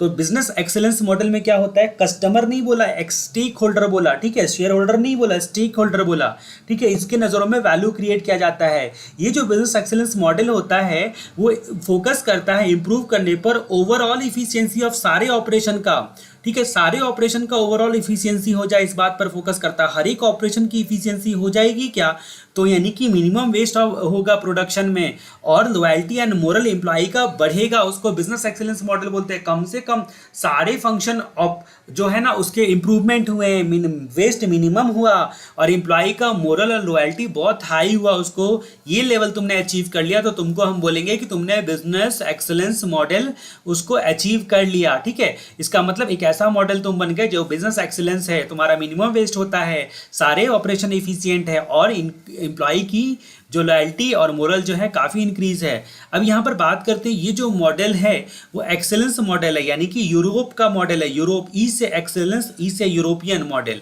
ठीक है, तो ये ध्यान रखना आपको, ये यूरोपियन मॉडल है। उसके बाद जहाँ तक बात करते हैं कि इसको आप क्या बोलते हो, इसको आप बाल्ड्रिज क्राइटेरिया फॉर परफॉर्मेंस एक्सेलेंस भी बोलते हो, क्योंकि मैल्कॉम बाल्ड्रिज ने, बाल्ड्रिज नाम के एक व्यक्ति ने इसको इनोवेशन किया था। ये बात आपको याद भी ना रहे तभी भी चलेगा। ठीक है, यहाँ पर बात करते हैं कि वो बिजनेस एक्सेलेंट बिजनेसमैन था। बाल्ड्रिज जो था वो बिजनेस एक्सेलेंस बिजनेस मैन था, ठीक है, और वो 1987 में उसकी डेथ हो गई थी। ये बात करते हैं कि ये ट्रिक जो है ना, यूएस गवर्नमेंट ने आपको उन्हीं के नाम से जो है ना, उनके नाम से एक क्वालिटी अवार्ड करके दिया, और क्वालिटी अवार्ड करके लॉन्च किया हुआ है, क्योंकि उन्होंने एक एक्सेलेंस मॉडल दिया था जिसमें सब कुछ टॉप पे होता है। क्या क्या चीज़ टॉप पे होता है, तो ऑपरेशन की इफिशियंसी, वेस्टेज मिनिमम होता है, और एम्प्लॉय का मोरल और लॉयल्टी इंक्रीज होता है। ठीक है, अब यहाँ पर बात करते हैं कि उसके बाद कई सारे क्वालिटी अवार्ड मॉडल उसको अडॉप्ट करके बने। ठीक है, और उसकी तरह से बहुत सारे मॉडल हैं आपके, सिंगापुर मॉडल है, जापान मॉडल है, ऑस्ट्रेलियन बिजनेस एक्सेलेंस फ्रेमवर्क है, लेकिन आपका जो है ना ये वाला जो मॉडल था, ठीक है, European foundation for quality management. ठीक है, यहाँ पर यूरोपियन मॉडल यानी कि आपका European foundation for quality management जो है, ये आपका एक मॉडल बनाया, European model for business excellence. ठीक है, ये आपका सिमिलर आपका बाल्ड्रिज के मॉडल की तरह था। यूरोपियन वाला जो है ना बाल्ड्रिज के मॉडल की तरह था। ठीक है, एक्सेलेंस मॉडल कई तरह के होते हैं ना, तो बाल्ड्रिज मॉडल की तरह था। अब यहाँ पर बात करते हैं कि जो बाल्ड्रिज मॉडल की तरह यूरोपियन मॉडल ने क्या किया, उसने 3 टूल बताए बिजनेस एक्सेलेंस जिससे अचीव किया जा सकता है। फंडामेंटल प्रिंसिपल में बताया कि कंपनी को उन फंडामेंटल प्रिंसिपल पर फोकस करना है। ठीक है, उसके बाद बात करते हैं कि क्या कंपनी करती है, क्या कंपनी अचीव करेगी, क्या क्या उसको अचीव करने के लिए फैक्टर्स या इनेबलर हैं, और क्या रिजल्ट होगा। ये सारे जो है क्राइटेरिया उसने अपनाए, जिसमें आपका एक बोलता है कि रडार कंसेप्ट भी अपनाया, RADAR, radar, result approach, develop, assess और रिफाइन। इसका मैं हिंट एक बार लिख देता हूं ताकि आपको थोड़ा सा आइडिया हो जाए। तो ये बिजनेस एक्सेलेंस मॉडल जो होता है ना, उसमें बहुत सारी बातें आ जाती हैं, जिसको घुमा फिरा के जो है ना बहुत तरह से जो है ना आप इसको अपना प्रेजेंटेशन दे सकते हो। इसका मतलब यहाँ पर क्या हो गया कि इसमें कुछ बातें हैं जो कि मेरे को आपको लिख के देनी पड़ेगी, तब जाके आपको क्लियर हो पाएगा। तो जरा इसके बारे में हम लोग बात कर लेते हैं, थोड़ा सा मैं हिंट लिखता हूँ पहले। तो यहाँ पर हम लोगों ने बात करी थी कि short notes on business excellence model जब आपसे पूछा जाता है, तो आपको यहाँ पर 3 रिजल्ट जो होता है ना एक्सेलेंस मॉडल के होने चाहिए। ओवरऑल इफिशियंसी बढ़नी चाहिए ऑपरेशन की, मिनिमम वेस्ट होना चाहिए, और एम्प्लॉय का लॉयल्टी एंड मोरल बढ़ना चाहिए। 3 बात मैंने बताई थी। उसके बाद बहुत सारे जो हैं आपके एक्सेलेंस मॉडल है वर्ल्ड वाइड, जिसमें एक होता है यूरोपियन मॉडल, ठीक है, जिसको EFQM एक्सेलेंस मॉडल करके भी लिखा गया है। दूसरा होता है आपका बाल्ड्रिज क्राइटेरिया फॉर परफॉर्मेंस एक्सेलेंस। ठीक है, बाल्ड्रिज क्राइटेरिया जो होता है वो बाल्ड्रिज ने बनाया था। ठीक है, अभी यहाँ पर बात करते हैं कि एक बिजनेसमैन थे और इनके नाम की पर एक अवार्ड भी है। इसके बाद Singapore business excellence framework, Japan quality award model, और ऑस्ट्रेलियन बिजनेस एक्सेलेंस मॉडल, ये सारी चीज़ें यहाँ पर बताई गई है। यहाँ पर हम लोग एक बार यूरोपियन मॉडल और बाल्ड्रिज मॉडल के बारे में अपने को थोड़ा सा देखना है। तो यहाँ पर बात करते हैं कि जो यूरोपियन मॉडल की बात हमने की, एक्सेलेंस मॉडल की, यहाँ पर जो यूरोपियन मॉडल की हम लोगों ने बात की, इसमें सबसे पहले कुछ जो है ना तीन प्रकार के टूल्स दिए गए हैं, तीन प्रकार के टूल्स दिए गए, जिसमें बोला गया है कि पहले तो कुछ फंडामेंटल प्रिंसिपल दिए गए यूरोपियन मॉडल में, उस प्रिंसिपल को आपको कंपनी को यानी कि फॉलो करना पड़ेगा। उसके बाद जहां तक बात करते हैं कि इनेबलर और रिजल्ट को जानने के लिए 5 क्राइटेरिया दिए गए हैं, इनेबलर को जानने के लिए, और 4 क्राइटेरिया दिए गए रिजल्ट को जानने के लिए। ठीक है, ये कौन से मॉडल में? तो यूरोपियन मॉडल में। उसके बाद रडार के बारे में बताया गया, रडार मतलब रिजल्ट, अप्रोच, डिप्लॉय, एसेस और रिफाइन। ठीक है, ये स्टडी मटेरियल में आपके लिखा हुआ है। इन सब बातों को एक बार आप पढ़ के अगर ये देख रहे हो तो फिर आपके लिए बहुत काम की चीज़ है। ठीक है, नहीं तो एक बार आपको स्टॉप करके स्टडी मटेरियल से पढ़ना पड़ेगा इन सब चीज़ों को। तो अब यहाँ पर हम लोगों ने बात करी कि पहले तो फंडामेंटल प्रिंसिपल दिए गए हैं यूरोपियन मॉडल में, उसके बाद 5 क्राइटेरिया बताए गए हैं जो कि आपको किस चीज़ को बताता है, इनेबलर को, और 5 क्राइटेरिया रिजल्ट को बताता है। ये जो 5 क्राइटेरिया होता है इनेबलर को, ये 5 क्राइटेरिया जो आपको इनेबलर को बताता है वो क्या है? लीडरशिप, पीपल, उसके बाद जो है ना ये आपका क्या होता है, ये पार्टनरशिप एंड रिसोर्सेस, और प्रोसेस, प्रोडक्ट एंड सर्विसेज। ठीक है, तो यानी कि आपका जो यूरोपियन मॉडल में अभी अभी बताया गया है उसमें मैंने बताया 5 क्राइटेरिया जो है इनेबलर के बारे में बताता है, और उसके बाद 4 रिजल्ट के बारे में। तो 5 क्राइटेरिया इनेबलर के बारे में जो बताता है वो है लीडरशिप, पीपल, उसके बाद स्टार चीज, पार्टनरशिप एंड रिसोर्सेस, और प्रोसेस, प्रोडक्ट एंड सर्विसेज। ये इनेबलर के बारे में बताता है कि ये सब पर कंट्रोल कर लो तो ये तुम्हारा इनेबलर हो जाएगा। एक्सीलेंस के लिए इस सब पे कंट्रोल करना पड़ेगा। और रिजल्ट क्या होना चाहिए? पीपल, कस्टमर, सोसाइटी और बिजनेस रिजल्ट। ये हर तरह के 4 तरह के रिजल्ट बताए गए हैं कि लोगों की नज़रों में आपका इमेज बढ़ना चाहिए, कस्टमर खुश होना चाहिए, सोसाइटी को अच्छा इंपैक्ट पड़ना चाहिए, और बिजनेस को अल्टीमेट इकोनॉमिक गोल वगैरह जो उनका प्रॉफिट है वो होना चाहिए। तो ये हम लोगों ने यूरोपियन मॉडल के बारे में इतनी सारी चीज़ देखी कि यूरोपियन मॉडल में 5 क्राइटेरिया बताता है कि क्या कंपनी जो है ना करती है, और उसके बाद 4 क्राइटेरिया बताता है क्या कंपनी का रिजल्ट होगा। ठीक है, what the company does, and 4 criteria to understand the company achieve, यानी कि रिजल्ट के बारे में बताता। उसके बाद फिर बोलते हैं कि आपका रडार के बारे में, ये भी यूरोपियन मॉडल में दिया गया है। ठीक है, रडार के बारे में ये आपको बताता है रिजल्ट, अप्रोच, डिप्लॉय और एसेस और रिफाइन। ठीक है, ये वर्ड आपको किसी भी तरह के रडार का फुल फॉर्म याद करना है। R for result, A for approach, D for deploy, A for assessment और आर फॉर रिफाइन। ठीक है, उसके बाद बात करते हैं कि आपको जो 8 फंडामेंटल प्रिंसिपल्स होते हैं जिस पर ऑर्गेनाइजेशन को फोकस करना होता है। ये फंडामेंटल प्रिंसिपल्स क्या क्या होते हैं? 8 फंडामेंटल प्रिंसिपल। सबसे पहले तुमको कस्टमर की नज़रों में वैल्यू क्रिएट करनी है, यानी कि value of money. Value create करने का मतलब कस्टमर जो होता है ना उसके मनी की आप वैल्यू कर रहे हो, मतलब वो जितना दे रहा है उतना उसको सर्विस आप करके दे रहे हो। ठीक है, उसके बाद बात करते हैं कि आपको बताना पड़ता है स्टेक होल्डर लोगों को कि हम तुमको एक सस्टेनेबल फ्यूचर देने वाले हैं, सस्टेनेबल फ्यूचर दे रहे हैं। ऑर्गेनाइजेशन को इस बात पर फोकस करना है। ठीक है, अगर एक्सीलेंस रिजल्ट देना चाहते हो तो। उसके बाद फिर बात करते हैं कि develop organisational capability. Organisational capability को आपको डेवलप करना है। अब यानी कि बात करते हैं कि ऑर्गेनाइजेशनल कैपेबिलिटी को कैसे डेवलप करना है कि आपको प्रोसेस को सेमी ऑटोमेटिक की जगह पर फुली ऑटोमेटिक बनाना है, इससे आपका कैपेबिलिटी बढ़ेगा, यानी कि टेक्नोलॉजी से। उसके बाद फिर बात करते हैं कि क्रिएटिविटी एंड इनोवेशन पर फोकस करना है, जैसे नए प्रोडक्ट वगैरह सब लॉन्च करना। उसके बाद आपका विजन एंड इंस्पिरेशन जो होता है वो क्लियर होना चाहिए, उससे लीड करो आप। ठीक है, उसके बाद जो है आपका फ्लेक्सिबिलिटी होनी चाहिए आप में। ठीक है, प्लानिंग वगैरह में आपकी फ्लेक्सिबिलिटी होनी चाहिए। उसके बाद बात करते हैं कि टैलेंटेड मैन पावर के साथ जो है ना आपको सक्सीड करना है। ठीक है, सक्सीड करना है। ठीक है, तो सक्सीड। और उसके बाद जो है ना सस्टेनिंग आउटस्टैंडिंग रिजल्ट पर फोकस करना है। तो ये बातें आपने इतना लंबा चौड़ा जो है ना आपको बातों को याद रखना थोड़ा सा मुश्किल लग रहा होगा ये वाला क्वेश्चन, लेकिन आपको इस पर जो है ना थोड़ा सा ध्यान देना होगा तो फिर आपको समझ में आ जाएगा। अभी जो रडार है उसका फुल फॉर्म जो है ना आपको याद रखना है। आर का मतलब होता है रिजल्ट, यानी कि आपको रिजल्ट जो है ना डिसाइड करना है जो प्रॉफिट को इंक्रीज करे, ये आपका फोकस होना चाहिए। अप्रोच का मतलब जो बोलता है कि इनोवेशन इन रिसोर्सेज, यानी कि आपका जो है ना अप्रोच ऐसा होना चाहिए कि रिसोर्सेज का इनोवेशन हो। और उसके बाद डिप्लॉय करना है, यानी कि सब जो रॉ मटेरियल वगैरह सब होगा उसको प्रॉपर्ली चूज करना है। आपको पहले तो रिजल्ट सोचना है कि आपको क्या रिजल्ट पाना है। ठीक है, क्या रिजल्ट पाना है, उसके लिए क्या अप्रोच होगा वो सोचना है। उसके बाद क्या क्या चीज़ें लगेंगी, ठीक है, और कैसे आप असेसमेंट करोगे। ए फॉर असेसमेंट हो गया। उसके बाद जो है ना आपका ए फॉर असेसमेंट क्या था, आर फॉर रिफाइन हो गया, यानी कि आप क्या करो, जो डिजायर्ड रिजल्ट आपका नहीं आ पाएगा उससे, तो आप क्या करोगे, अपने प्लानिंग को चेंज करोगे। ठीक है, तो यानी कि यहाँ पर बहुत सारे ऑर्गेनाइजेशन पे यूरोप में लगा के देखा गया और उसके बाद ये प्रूवन हुआ, मतलब लगभग 30,000 से ज़्यादा ऑर्गेनाइजेशन यूरोप में इस मॉडल को यूज़ किया, उसके बाद जो है ना रीडिप्लॉय किया गया, अकॉर्डिंगली मोल्ड किया गया, ठीक है, प्रैक्टिकल इंप्लीमेंट के लायक बनाया गया। तो 3 टूल होते हैं यूरोपियन मॉडल के, बहुत सारे प्रिंसिपल, उसके बाद उसके 5 इनेबलर और 4 रिजल्ट, और उसके बाद रडार, ठीक है। तो यूरोपियन मॉडल के कितने टूल, तो यूरोपियन मॉडल के 3 रूल, बहुत सारे प्रिंसिपल, उसके बाद क्राइटेरिया, उसके बाद रडार, ठीक है। तो ये सब बात जो है ना आपको एक बार जो है ना वो ध्यान से देखना है। उसके बाद यहाँ पर बात करते हैं कि आपका जो बाल्ड्रिज जो होता था ना, बाल्ड्रिज, ये बाल्ड्रिज ने 7 क्राइटेरिया बताया। आपने देखा कि कितने सारे मॉडल्स जो है ना अभी यहाँ पर हम लोगों ने देखा, जिसमें यूरोपियन मॉडल के बाद बाल्ड्रिज क्राइटेरिया के बारे में मैं बताऊंगा, ऐसा करके मैंने बोला था। तो ये जो बाल्ड्रिज है ना, उसके जो 7 कंडीशंस थे, इसके बारे में देखते हैं, जिस पर कंपनी को फोकस करना चाहिए उनके हिसाब से।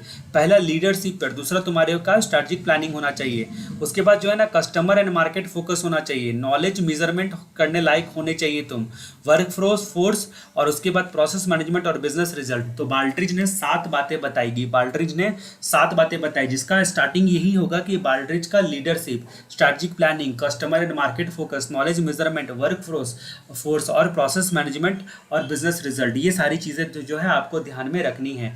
तो बाल्ड्रिज की क्राइटेरिया के बारे में आपको अंदाजा लगेगा, ठीक है। इसके साथ हम लोग अगले क्वेश्चन की तरफ मूव करेंगे, जो बोलता है थ्योरी ऑफ कंस्ट्रेंट्स किसको कहा जाता है, थ्योरी ऑफ कंस्ट्रेंट्स किसको कहा जाता है, जरा उसके बारे में हम जानते हैं।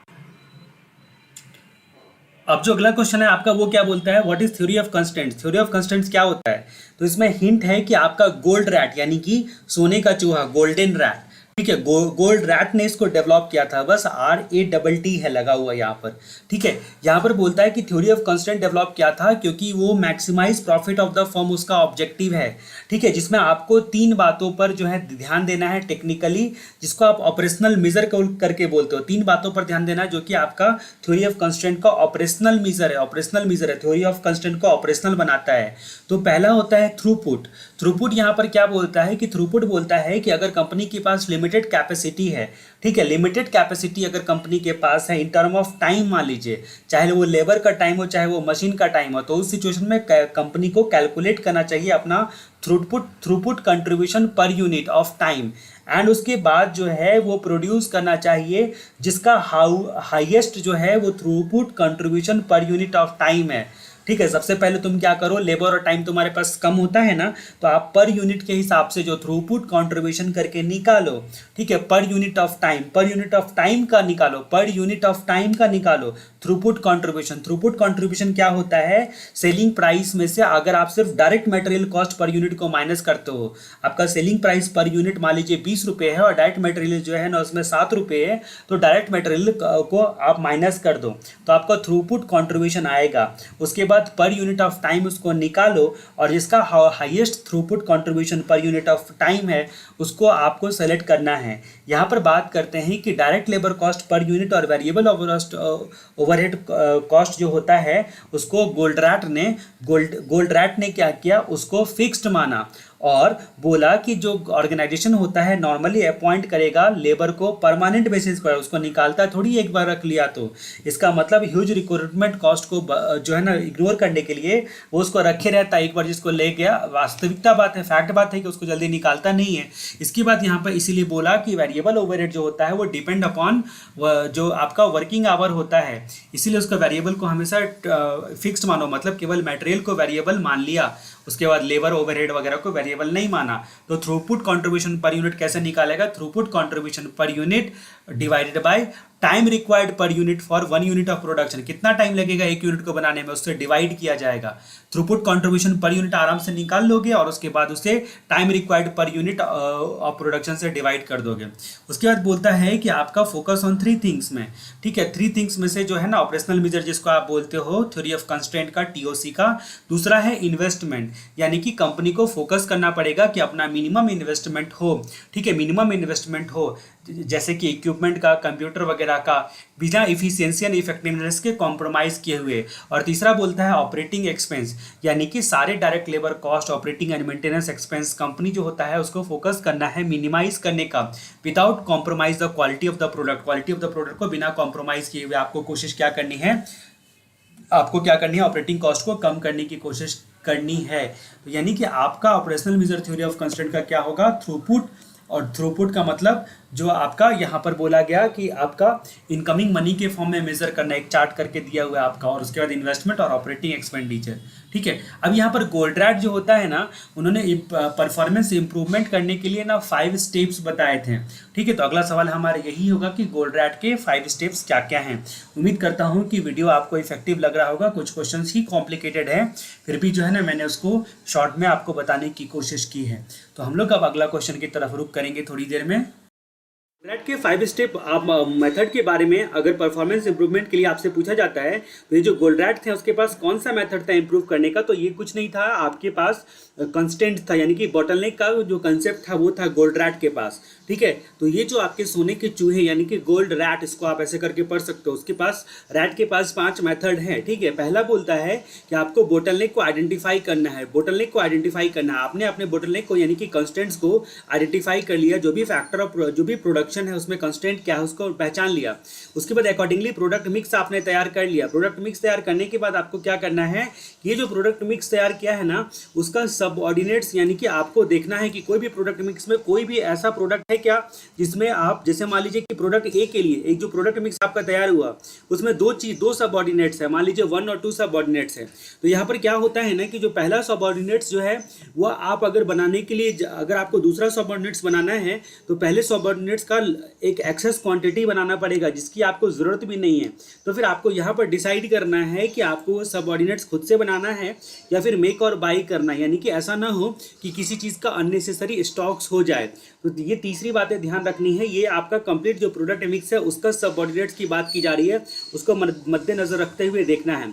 उसके बाद जहाँ तक बात करते हैं कि आपको यहाँ पर बात करते हैं कि आप बोटलनेक को रिमूव करने का ट्राई करो। फिर से बात आती है कि बोटलनेक को रिमूव करने का ट्राई करो। ये जो बोटलनेक की बात हमने की थी उसको रिमूव करने का ट्राई करो, और उसके बाद ये जो प्रोसेस है उसको रिपीट करो। ये 5 स्टेप्स है, रिपीट करो। ठीक है, इसका मतलब आपको गोल्ड्रैट के 5 जो है मेथड इंप्रूव करने के लिए बोला। तो सबसे पहले आपको क्या करना है, आइडेंटिफाई करना है बॉटलनेक को। उसके बाद क्या करना है, बेस्ट प्रोडक्शन मिक्स तैयार करना है। फिर सबऑर्डिनेट्स जो भी प्रोडक्शन मिक्स तैयार किया है उसका देखना है। उसके बाद जो है ना आपको ट्राई करना है क्या बोलते हैं बॉटलनेक को रिमूव करने का, कैसे, फास्ट मशीन वगैरह सब जो है ना उसको लगाने का ट्राई करना है। उसके बाद फिर जो है ना ये प्रोसेस कंटिन्यूस चलता रहेगा, तो रिपीट करना है। इसको आप क्या बोलते हो, इसको आप बोलते हो गोल्ड्रैट का 5 जो स्टेप्स होता है इंप्रूवमेंट परफॉर्मेंस का। अगला सवाल हमारा आने वाला है थ्रूपुट अकाउंटिंग से, कि आखिर ये थ्रूपुट अकाउंटिंग की कहानी आगे फिर से आती है। अभी जो कहानी शुरू होती है थ्रूपुट अकाउंटिंग की, अगर आपसे पूछा जाता है कि शॉर्ट नोट्स देने के लिए, तो सबसे पहले जो है ना आपका क्या बोलते हैं, कौन इसका विचार किया था उसके बारे में अगर आपको याद रहेगा तो डेविड गैलोवे ने उसको फाउंड किया था। यानी कि यहाँ पर एक ऑर्गेनाइजेशन में इन्होंने क्या किया था, प्रोडक्ट एंड सर्विसेज के बीच में ना रैंक डिसाइड करो। रैंक करो किसके बीच में, प्रोडक्ट एंड सर्विसेज के बीच में। रैंक में जो भी प्रॉफिटेबल होगा ना, रैंक प्रॉफिट के हिसाब से डिटरमाइन करो। उसके बाद बोला गया था थ्रूपुट अकाउंटिंग, जो रैंक होगा उसको कैसे निकालते हैं, उसको थ्रूपुट रेशियो बोला गया। ठीक है, ये रैंक डिसाइड करने के लिए आपको क्या करना पड़ेगा, थ्रूपुट रेशियो निकालना पड़ेगा। ठीक है, अभी ये जो थ्रूपुट रेशियो आप जो निकालोगे उसके हिसाब से यहाँ पर बात करेंगे कि throughput contribution divided by factor, जो फैक्ट्री कॉस्ट पर बॉटलनेक मिनट है। ठीक है, वो निकालना पड़ेगा। तो ये रेशियो के लिए आपको फॉर्मूला जो है ना इन्होंने सजेस्ट किया। इन्होंने बोला कि जो तुम्हारा थ्रूपुट कंट्रीब्यूशन जो होता है पर बॉटलनेक मिनट के हिसाब से ये सब निकालो।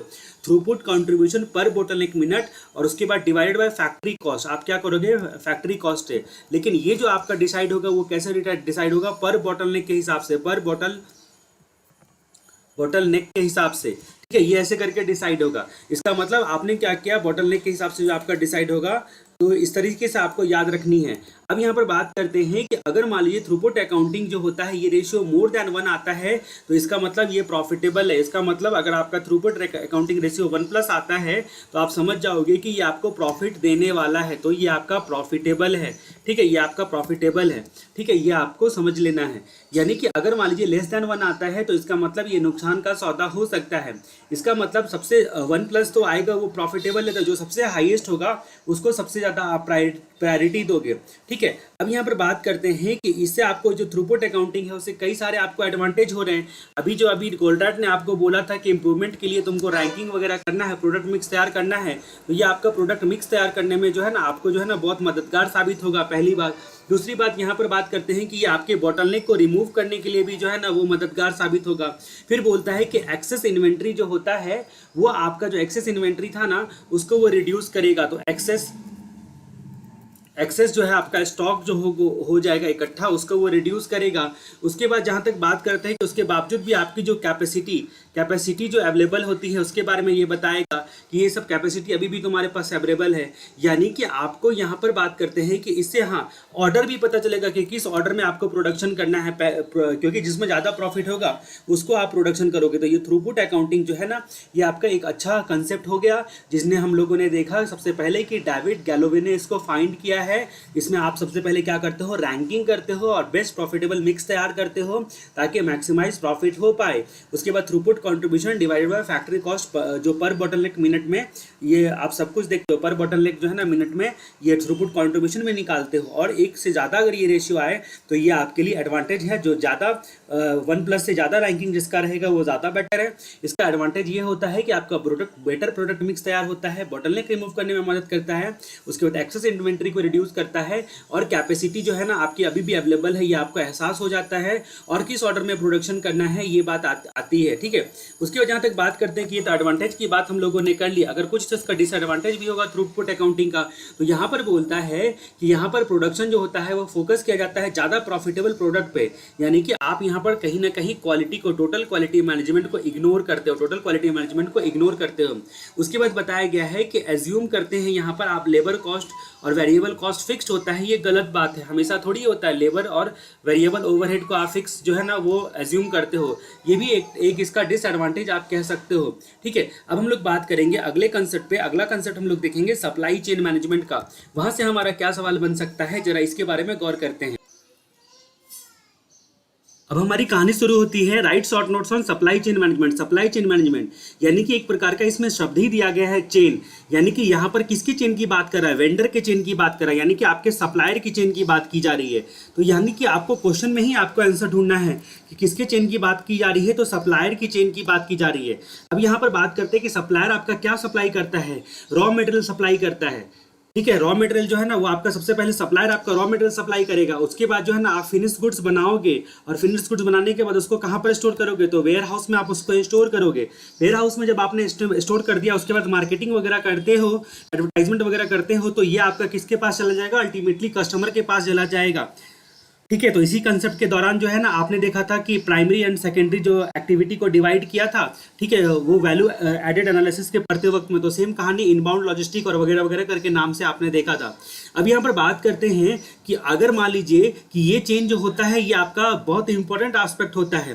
ग्लोबल सप्लाई चेन फोरम के हिसाब से इसको बोला गया है। सबसे पहले जो होता है ना कि हर एक पार्ट इस चेन का जो होता है सबसे इंपॉर्टेंट एस्पेक्ट होता है। और हर एक चेन पर एक ऑर्गेनाइजेशन ने स्टडी किया था, उसका नाम था, यहाँ पर उसका नाम क्या था आपका, ग्लोबल सप्लाई चेन फोरम।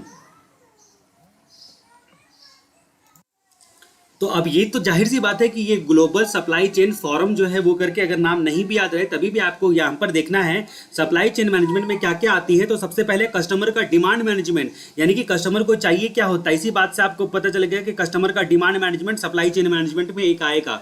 दूसरा मैन्युफैक्चरिंग का फ्लो, जैसा कस्टमर को चाहिए होता है उसी तरह से आप मैन्युफैक्चरिंग करते हो, यानी कि सारे एक्टिविटीज जो कि फिनिश गुड्स को बनाने के लिए होते हैं वो सारे मैन्युफैक्चरिंग फ्लो में कवर हो जाएंगे।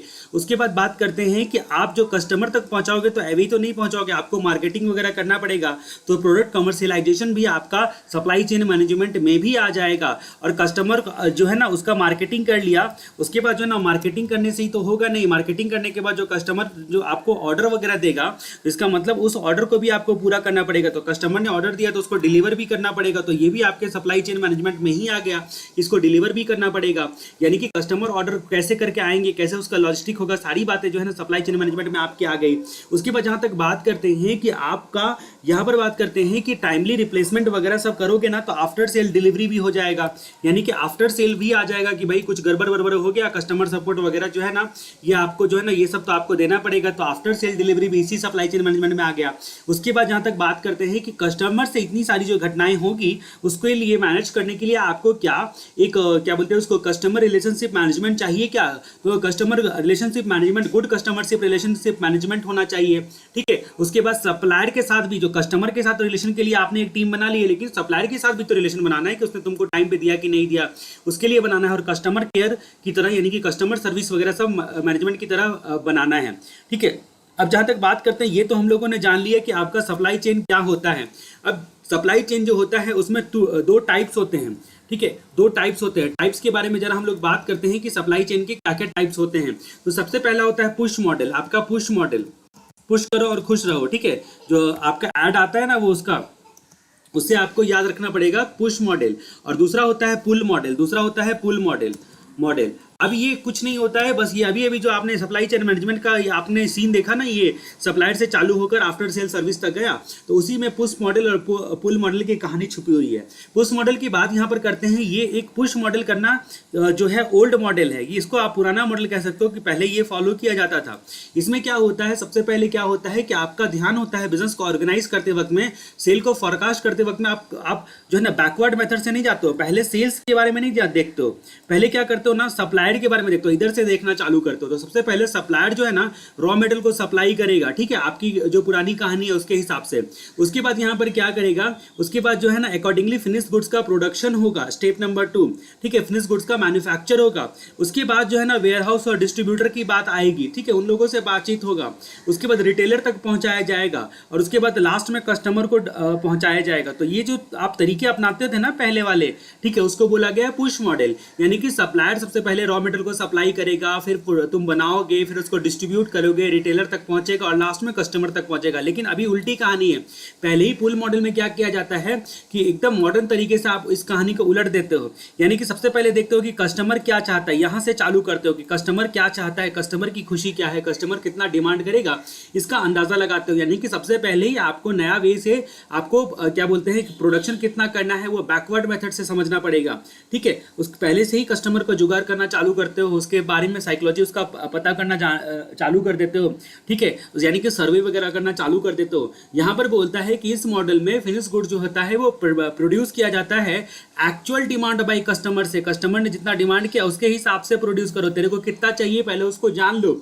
उसके बाद यहाँ पर बात करते हैं कि जो प्रोडक्ट ऑलरेडी सोल्ड किया जा रहा है मार्केट में, ठीक है, वो आपके हिसाब से उसके हिसाब से है कि नहीं, आप उसमें क्या क्या और भी अच्छा कर सकते हो वो देखना पड़ता है। और एक्चुअल डिमांड के बेसिस पर जब आप प्रोडक्ट को बनाते हो तो उसको आप क्या बोलोगे, उसको आप बोलोगे क्या बोलते हैं पुल मॉडल। ठीक है, तो बस इतनी सिंपल सी बात है। एक बार स्टडी मटेरियल से इसको रीड कर लेना और भी अधिक जानकारी के लिए। अगला कंसेप्ट हम लोग देखेंगे कि अपस्ट्रीम सप्लायर चेन, यानी कि अपस्ट्रीम एंड डाउन स्ट्रीम। ये भी जो सप्लायर चेन में भी आपका अपस्ट्रीम एंड डाउन स्ट्रीम अब आएगा। ठीक है, तो अपस्ट्रीम सप्लायर चेन के बारे में हम लोग जानते हैं अगले क्वेश्चन में। द मोमेंट आपसे ये सवाल पूछा जाता है ना तो कुछ बातें तो आपको गौरतलब करनी पड़ेगी। यहाँ पे सबसे पहले बात करते हैं कि दो बातें आपको ध्यान देनी पड़ेगी। सबसे पहले बात करते हैं यूज ऑफ आईटी, आपको आईटी का यूज उनको बताना पड़ेगा। दूसरी बात होती है कि सप्लायर के साथ रिलेशनशिप विद सप्लायर, किसके साथ रिलेशनशिप, सप्लायर के साथ रिलेशनशिप। दो बातें को देखना पड़ेगा, इसको बोला कि अपस्ट्रीम। अब ये अपस्ट्रीम सप्लाई चेन मैनेजमेंट में आईटी का इस्तेमाल और सप्लायर चेन। अभी आईटी का इस्तेमाल करने के लिए आपको क्या करना पड़ेगा, ई सोर्स का आप इस्तेमाल करते हो ना, इलेक्ट्रॉनिक मीन्स अपना इस्तेमाल करते हो ना, ये बोलता है कि आप भी इलेक्ट्रॉनिक मीन्स जो है ना इसका जुगाड़ करो। ठीक है, एक तो बोलता है कि सोर्सिंग करने के लिए, सप्लायर का सोर्सिंग करने के लिए। दूसरा बोलता है कि सप्लायर से परचेज करने के लिए, आपको सप्लायर से परचेज करना है। ये आपको अपस्ट्रीम किस पर फोकस कर रहा है, जाहिर सी बात है कि आपका सप्लाई चेन मैनेजमेंट था उसमें केवल सप्लाई पर फोकस कर रहा है। और तीसरा उसको पे करने के लिए, पेमेंट करने के लिए, तीनों के लिए आप टेक्नोलॉजी का इस्तेमाल करने के लिए बोल रहा है। रिलेशनशिप विद सप्लायर जो है ना, सप्लायर के साथ जो है दूसरा पॉइंट आपको बोला रिलेशन बनाने के लिए, रिलेशन बनाने के लिए। अभी आप सोचो ना कि आपका जो रिलेशनशिप विद सप्लायर, यानी कि सप्लायर जो होता है जो कैपेबल होता है आपका इनोवेशन में आपकी मदद करने का, वैसे प्रोडक्ट आपको सप्लाई करने का और बेस्ट क्वालिटी का प्रोडक्ट सप्लाई करने का, जो कि आपके ऑर्गेनाइजेशन के लिए बहुत अहमियत रखती है, बहुत वैल्यू रखती है, ग्रेट वैल्यू रखती है। ठीक है, यहाँ पर बोलता है कि फर्म को इसके साथ साथ जो है ना अच्छी चीजें तुम दोगे वो तो चलेगा, उसके साथ तुम्हारा कॉस्ट, क्वालिटी, डिलीवरी का टाइम वगैरह वगैरह सारी चीजें देखते हफ्ते के बाद तुम अपना कोटेशन दो, और कोटेशन देने के बाद हमको बल्क परचेस करने पर क्या डिस्काउंट दो, कि ये सारी बातों को तवज्जो देते हैं, ये सारी बातों को फोकस करते हैं। अभी जहां तक बात करते हैं कि यूज ऑफ आईटी, ये आपका अपस्ट्रीम जो सप्लाई चेन मैनेजमेंट होता है उसमें आईटी का इस्तेमाल करना ये भी जरूरी होता है। आईटी का इस्तेमाल में करने में आपका क्या होता है, सबसे पहले आपका सोर्सिंग यानी कि इलेक्ट्रॉनिक सोर्सिंग, यानी कि यहाँ पर आपको इंक्लूड होता है कि आप जो है ना टेंडर का इन्विटेशन दोगे, सोर्सिंग करोगे, यानी कि इलेक्ट्रॉनिकली आप टेंडर के लिए इन्वाइट करो किन लोगों को, सप्लायर लोगों को। तो अपस्ट्रीम सप्लाई चेन में आपने गौरतलब ये है कि आपको ये सप्लायर के बारे में ही केवल बात कर रहा है, तो यानी कि ये ऐसा मॉडर्न प्रोसेस होता है, ठीक है, ई सोर्सिंग करने का, जो कि इलेक्ट्रॉनिकली आप टेंडर देते हो, सारे सप्लायर को रिक्वेस्ट करते हो कि भाई साहब अपना कोटेशन दो, जिससे आपका टाइम कॉस्ट इफर्ट जो होता है ना वो भी सिलेक्शन करने में सप्लायर को काफी आपका जो है ना ये होता है, बचता है टाइम कॉस्ट, एंड आपका जो है ना हरेसमेंट नहीं होता है, एफर्ट बचता है। उसके जहां तक बात करते हैं परचेज, तो आप क्या करोगे, ई कैटलॉग मंगाते हो, आजकल व्हाट्सएप पे भी कैटलॉग आते हैं, और ई कैटलॉग मंगाते हैं और इलेक्ट्रॉनिक परचेज करते हो, ठीक है, जिससे डिस्प्यूट भी नहीं होता है सप्लायर से। हर इवेंट का जो है ना रिकॉर्ड होता है बराबर से, और हर ट्रांजैक्शन की प्रॉपर ऑटोमेटिक भी एंट्री होती है ईआरपी सिस्टम वगैरह की वजह से। उसके बाद जहाँ तक बात करते हैं कि इलेक्ट्रॉनिक पेमेंट करते हो आप, इलेक्ट्रॉनिक पेमेंट को अब गवर्नमेंट भी जो है वो प्रमोट कर रही है। जैसा कि आपको इनकम टैक्स में पता है रूल 6 ABB है, रूल 6 अब्बा, इसमें आपने देखा था कि यूपीआई वगैरह सब जो है ना अलाउड होता है इनकम टैक्स में आपको इलेक्ट्रॉनिक क्लियरेंस सिस्टम में। इसी तरह यहाँ पर बोलता है कि मिनिमम एरर का चांस रहता है, ये बात हम लोगों ने देखी। अब जहाँ तक बात करते हैं कि अगले सवाल की तरफ रुख करेंगे, और वो जाहिर सी बात है कि अपस्ट्रीम के बाद डाउनस्ट्रीम सप्लाई चेन मैनेजमेंट के बारे में बताएगा। ये जो आपका डाउनस्ट्रीम वाला है ना, डाउनस्ट्रीम सप्लाई चेन मैनेजमेंट, इसमें आप कस्टमर के पॉइंट ऑफ व्यू से सब कुछ देखते हो, कस्टमर के पॉइंट ऑफ व्यू से देखते हो, कस्टमर पॉइंट से सब कुछ सोचोगे, उनके साथ ही आपको रिलेशन बनाना है। यानी कि सबसे पहले आपको ध्यान देना है कस्टमर के पॉइंट से ब्रांड इमेज बनाना है अपना। उसके बाद आईटी का इस्तेमाल यहाँ भी करना है, डाउनस्ट्रीम के हिसाब से आप सोचते हो। तो दूसरा रिलेशनशिप मैनेजमेंट, किससे रिलेशन मैनेजमेंट करते हो, रिलेशन मैनेजमेंट किससे करते हो, कस्टमर के साथ रिलेशन मैनेजमेंट करते हो, ठीक है। तो रिलेशनशिप में दो बातें आती है, एक आपका होता है मैनेजमेंट और दूसरा होता है आपका मार्केटिंग। तो relationship management and relationship marketing. तो यहाँ पर बात करते हैं कि जो डाउनस्ट्रीम बोलता है आपको सबसे पहले ब्रांड स्ट्रैटेजी बनाने के लिए आईटी का आईटी और रिलेशनशिप मैनेजमेंट, रिलेशनशिप मार्केटिंग और कस्टमर पॉइंट से सारी चीज़ों को आपको सोचना है, ठीक है। तो 4 पॉइंट आपको तो ऐसे ही है ना डाउनस्ट्रीम सप्लाई चेन मैनेजमेंट में आपको याद रखनी है। सबसे पहले हमारी बात आती है रिलेशनशिप मार्केटिंग की तरफ। रिलेशनशिप मार्केटिंग ये आपको क्या बोलता है, रिलेशनशिप मार्केटिंग, तो ये मार्केटिंग आपको बोलता है कि यहाँ पर आपको क्या गौर करना है कि कस्टमर आपके खुश रहे, अट्रैक्ट रहे, उसको बेस्ट मार्केटिंग आप दो, बेस्ट प्रोडक्ट दो, बेस्ट प्राइस दो, ठीक है। और जहां तक बात करते हैं कि आपके स्टाफ भी बहुत कोऑपरेटिव हेल्पफुल हो, ठीक है, नमस्ते गुड मॉर्निंग गुड इवनिंग इसलिए करते रहते हैं वो। 6 मार्केट मॉडल जो है ना इन्होंने बताया, इसके लिए 6 मार्केट मॉडल इन्होंने बताया कि भाई मार्केटिंग करने के बहुत सारे तरीके हैं, आप वो तरीके आजकल अपना सकते हो। जैसे अमेजोन पे भी बहुत सारे प्रोडक्ट का ऐड करते देखोगे, बोलेगा नीचे में लिंक दिया गया है, उसको आप रिफरल मार्केटिंग बोलते हो। तो मार्केटिंग करने के लिए पहला मार्केटिंग का तरीका होता है इंटरनल मार्केटिंग। 6 तरीके बताया गया है। ये किस बात को हम लोग देख रहे हैं, ठीक है, किस बात को हम लोग देख रहे हैं, तो हम लोग मार्केटिंग को देख रहे हैं। दूसरा होता है आपका रिफरल मार्केटिंग, जो कि अभी अभी हमने यहाँ पर चर्चा की, अमेजोन फ्लिपकार्ट वगैरह पे आप देखते हो कि रिफर करने पे जो है ना क्या बोलते हैं उनको पैसे मिलते हैं, और रिफरल मार्केटिंग आजकल बहुत ही ट्रेंड में है, ठीक है। उसके बाद इन्फ्लुएंस मार्केटिंग, इन्फ्लुएंस मार्केटिंग ये भी मार्केटिंग आपका एक मार्केटिंग है। उसके बाद आपका रिक्रूटमेंट मार्केटिंग, रिक्रूटमेंट करके आप मार्केटिंग करते हो, ठीक है, इसके बारे में हम लोग जानेंगे। उसके बाद सप्लायर्स मार्केट और कस्टमर मार्केट, सप्लायर मार्केटिंग और कस्टमर मार्केटिंग, ठीक है। तो इस तरीके से आपको कुछ पॉइंट्स याद रखने हैं कि इतने सारे मार्केट के 6 तो तरीके के लगभग ये आपके टाइप ही हो गए, ठीक है। तो ये हम लोगों ने जो चर्चा की वो किसके बारे में चर्चा की, रिलेशनशिप मार्केटिंग के बारे में चर्चा की, ठीक है। तो ये भी आपको गौर करना है कि ये रिलेशनशिप मार्केटिंग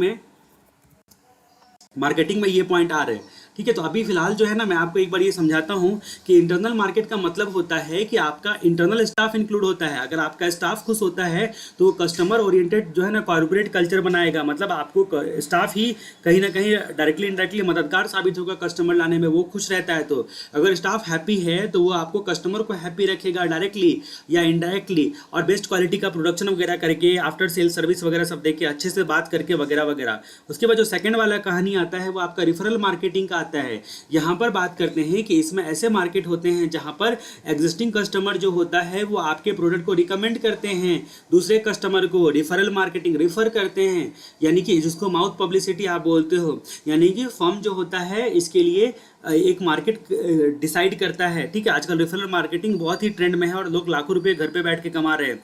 उसके बाद बात करते हैं कि एक होता है इन्फ्लुएंस मार्केटिंग। ये क्या होता है? यहाँ पर बोलता है कि एंटिटी और इंडिविजुअल जिसका इम्पैक्ट होता है मार्केटिंग स्ट्रैटेजी में, ठीक है, उसको बोलते हैं कि आपको क्या बोलते हैं, इन्फ्लुएंस करो। यानी कि न्यूज़ रीडर जो होता है एक तरह का कंपनी का होता है जो कि इन्फ्लुएंस करता है लोगों को। उसके बाद बात करते हैं रिक्रूटमेंट मार्केटिंग के बारे में। रिक्रूटमेंट मार्केटिंग क्या होता है? यहाँ पर बोलता है कि एम्प्लॉय को रिक्रूट करते हो, कि एजेंसी वगैरह को खुश रखो, एजेंसी अपॉइंट करते हो। ठीक है, आपका डील क्रेडियर एजेंट का जो कंसेप्ट जीएसटी में आपने पढ़ा होगा वो भी एक प्रकार का रिक्रूटमेंट मार्केटिंग है। डील क्रेडियर एजेंट को बोला जाता है कि तुम जो है वो तो तुमको जो है ना वो कमीशन मिलेगा। ठीक है, आपको ज़्यादा कमीशन मिलेगा और ज़्यादा परसेंटेज मिलेगा आपको, आप सप्लाई करो। उसके बाद बात करते हैं कि सप्लायर्स मार्केट, यानी कि आप सप्लायर के साथ अच्छा रिलेशन बनाओगे तो आपके सप्लायर का इन्वेंट्री अच्छा देगा, टाइम पे देगा, टाइम पे प्रोडक्शन कर पाओगे, अच्छा देगा तो अच्छी क्वालिटी का आउटपुट बनेगा और अकॉर्डिंगली आपका मार्केट अल्टीमेटली बढ़ेगा। उसके बाद होता है कस्टमर मार्केट।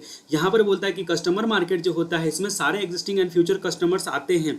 ठीक है, कंपनी को अपना बेस्ट सर्विस देना पड़ता है। कस्टमर मार्केट मतलब क्या हो गया कि जहाँ पर सारे कस्टमर एक तरह से आते हैं। ठीक है, तो परफेक्ट कंपटीशन में जिस तरह से आप बात करते हो कुछ इसी कदर का है कि यहाँ पर जो एग्जिस्टिंग कस्टमर जो होता है उसमें आपका कितना कस्टमर है और वो कस्टमर जो है ना मार्केट शेयर कितना है उसके हिसाब से डिसाइड होता है। ठीक है, एक अंदाजा लगता है। तो इसका मतलब right short notes on down stream supply, ये कस्टमर के पॉइंट ऑफ व्यू से आपने देखा। अप स्ट्रीम आपने किसके पॉइंट ऑफ व्यू से देखा था? अप स्ट्रीम आपने देखा था क्या बोलते हैं सप्लायर के पॉइंट ऑफ व्यू से। अब यहाँ पर बात करते हैं कि एक और आता है जो रिलेशनशिप में कस्टमर रिलेशनशिप मैनेजमेंट, जिसको आप क्या बोलते हो? CRM बोलते हो। तो ये भी एक इंपॉर्टेंट पॉइंट होता है, कस्टमरशिप रिलेशनशिप मैनेजमेंट। ठीक है, CRM करना। अब यहाँ पर बात करते हैं कि CRM जो होता है इसका एम होता है कस्टमर को एनालाइज करना, उसके डाटा को एनालाइज करना। जैसे ही आप गूगल में कुछ भी सर्च करते हो तो गूगल एनालिटिक्स काम करने लगता है। जैसे आप कोई प्रोडक्ट सर्च करोगे तो आप देखोगे फेसबुक से लेके यूट्यूब से लेके सब जगह उसी प्रोडक्ट का आपका ऐड आने लगता है, क्योंकि वो कस्टमर रिलेशनशिप मैनेजमेंट उसका गूगल एनालिटिक्स करता है। यानी कि कस्टमर किस एज ग्रुप के सर्च करते हैं, क्या उसका परचेज हिस्ट्री है, किस एरिया से बिलोंग करते हैं, क्या IP एड्रेस है, वगैरह वगैरह करके वो सारी चीज़ें टारगेट करते हैं। अल्टीमेटली आपको इतनी बार उस प्रोडक्ट का ऐड दिखाएंगे कि आपका मन हो जाएगा अमेजॉन, फ्लिपकार्ट या कहीं पर भी जाके जहां से ऐड दिखा रहे हैं वो आप उसको परचेज करो। सबसे पहले यहाँ पर बात करते हैं कि कस्टमर से रिलेशनशिप मैनेजमेंट करने के लिए हमने क्या किया, कस्टमर के बिहेवियर को एनालिसिस किया। कस्टमर कैसा बिहेव करता है, मतलब उसकी सोच कैसी है उसको जानने की कोशिश करते हैं। यानी कि कस्टमर जो होता है उसका ज्योग्राफिकल एरिया, परचेजिंग का कैरेक्टर, एक्सपेक्टेड कस्टमर एक्सपेक्टेशन क्या होगा, क्वालिटी और डिस्काउंट क्या एक्सपेक्ट करेगा, वो सारे बिहेव उसके बाद हम लोग देखते हैं। उसके जहाँ तक बात करते हैं कि कस्टमर प्रॉफिटेबिलिटी का अकाउंट करते हैं। यानी कि कस्टमर प्रॉफिटेबिलिटी,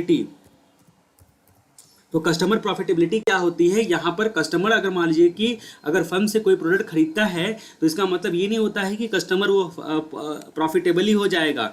मतलब आपको अगर जैसे मान लीजिए कि वो लोग भी सर्वे करते हैं ना, वो क्या बोलते हैं इंटरनेट वाले, जियो फाइबर वाले हो गए या टाटा प्ले फाइबर वाले हो गए, वो भी सर्वे करते हैं। अब एक कस्टमर किसी एक बिल्डिंग में लेगा तो थोड़ी ना वो लगा के आपको देंगे। ठीक है, तो वो भी सर्वे करते हैं कि हमारा उधर जाना बेनिफिशियल होगा कि नहीं। कम से कम उनका भी क्राइटेरिया होता है, 15-20 फ्लैट तो होने चाहिए, उसमें 10 लोग तो कम से कम लेने चाहिए, सब कुछ क्राइटेरिया वो सर्वे करेंगे। यानी कि इसको कस्टमर अकाउंट प्रॉफिटेबिलिटी बोलते हैं, जहां पर क्या बोलते हैं जो भी कॉस्ट आप कस्टमर के लिए इनकर करने के लिए जा रहे हो ना, उसको खुश रखने के लिए जा रहे हो ना, उसके लिए वजह से जो है ना वो आपका क्या होगा कि ऐसा तो नहीं कि कस्टमर जो है ना उल्लू टाइप का झूठ मूठ का सवाल ही पूछता है आपसे, स्टूपिड क्वेश्चंस टाइप के पूछते हैं, टाइम वेस्ट करते हैं। ये सारी बातों को गौर करोगे। यानी कि कस्टमर प्रॉफिटेबल कस्टमर पे आजकल जो प्रॉफिट देगा उसी कस्टमर पे लोग फोकस करने का ट्राई कर रहे हैं, जहां पर नॉन प्रॉफिटेबल कस्टमर को अवॉइड करने की कोशिश की जा रही है। तो कस्टमर का बिहेवियर, कस्टमर की प्रॉफिटेबिलिटी, ठीक है, ये सब देखना पड़ेगा। यानी कि जो आपका जहां तक बात करते हैं कि बैंकिंग कंपनी के एग्जांपल की बात हम लोग करते हैं, तो आपको पता है कि बहुत सारे ऐसे बैंक हैं जो कि आपके एक तो नॉर्मल कैटेगरी के बैंक है, ICICI बैंक, HDFC बैंक, ठीक है, ये सब बैंक जो है ना आपको आमतौर पे अवेलेबल होता है। HSBC बैंक है, वो साफ साफ बोलता है कि हम क्लास कस्टमर को फोकस करते हैं, मास कस्टमर को फोकस नहीं करते हैं। ठीक है, तो यानी कि इन लोगों ने क्रेडिट कार्ड वालों वगैरह ने भी कस्टमर को बहुत सारे कैटेगरी में बांट के रखा है। प्लैटिनम कस्टमर, गोल्ड कस्टमर, ठीक है, आयरन कस्टमर, लीड कस्टमर, ये सारी बातें जो है ना आपको देखना है। लीड कस्टमर को क्रेडिट कार्ड वाले बोलते हैं कि वो प्रॉफिटेबल नहीं है, आयरन कस्टमर को बोलते हैं कि प्रॉफिट है लेकिन उतना ज़्यादा नहीं है, गोल्ड कस्टमर तो जनरली प्रॉफिटेबल होते हैं और प्लैटिनम कस्टमर सबसे ज़्यादा प्रॉफिटेबल होते हैं। इस तरीके से वो लोग कई भाग से कस्टमर को ही दिमाग लगाते हैं, कस्टमर का कितना एनालिसिस करते हैं समझ लो।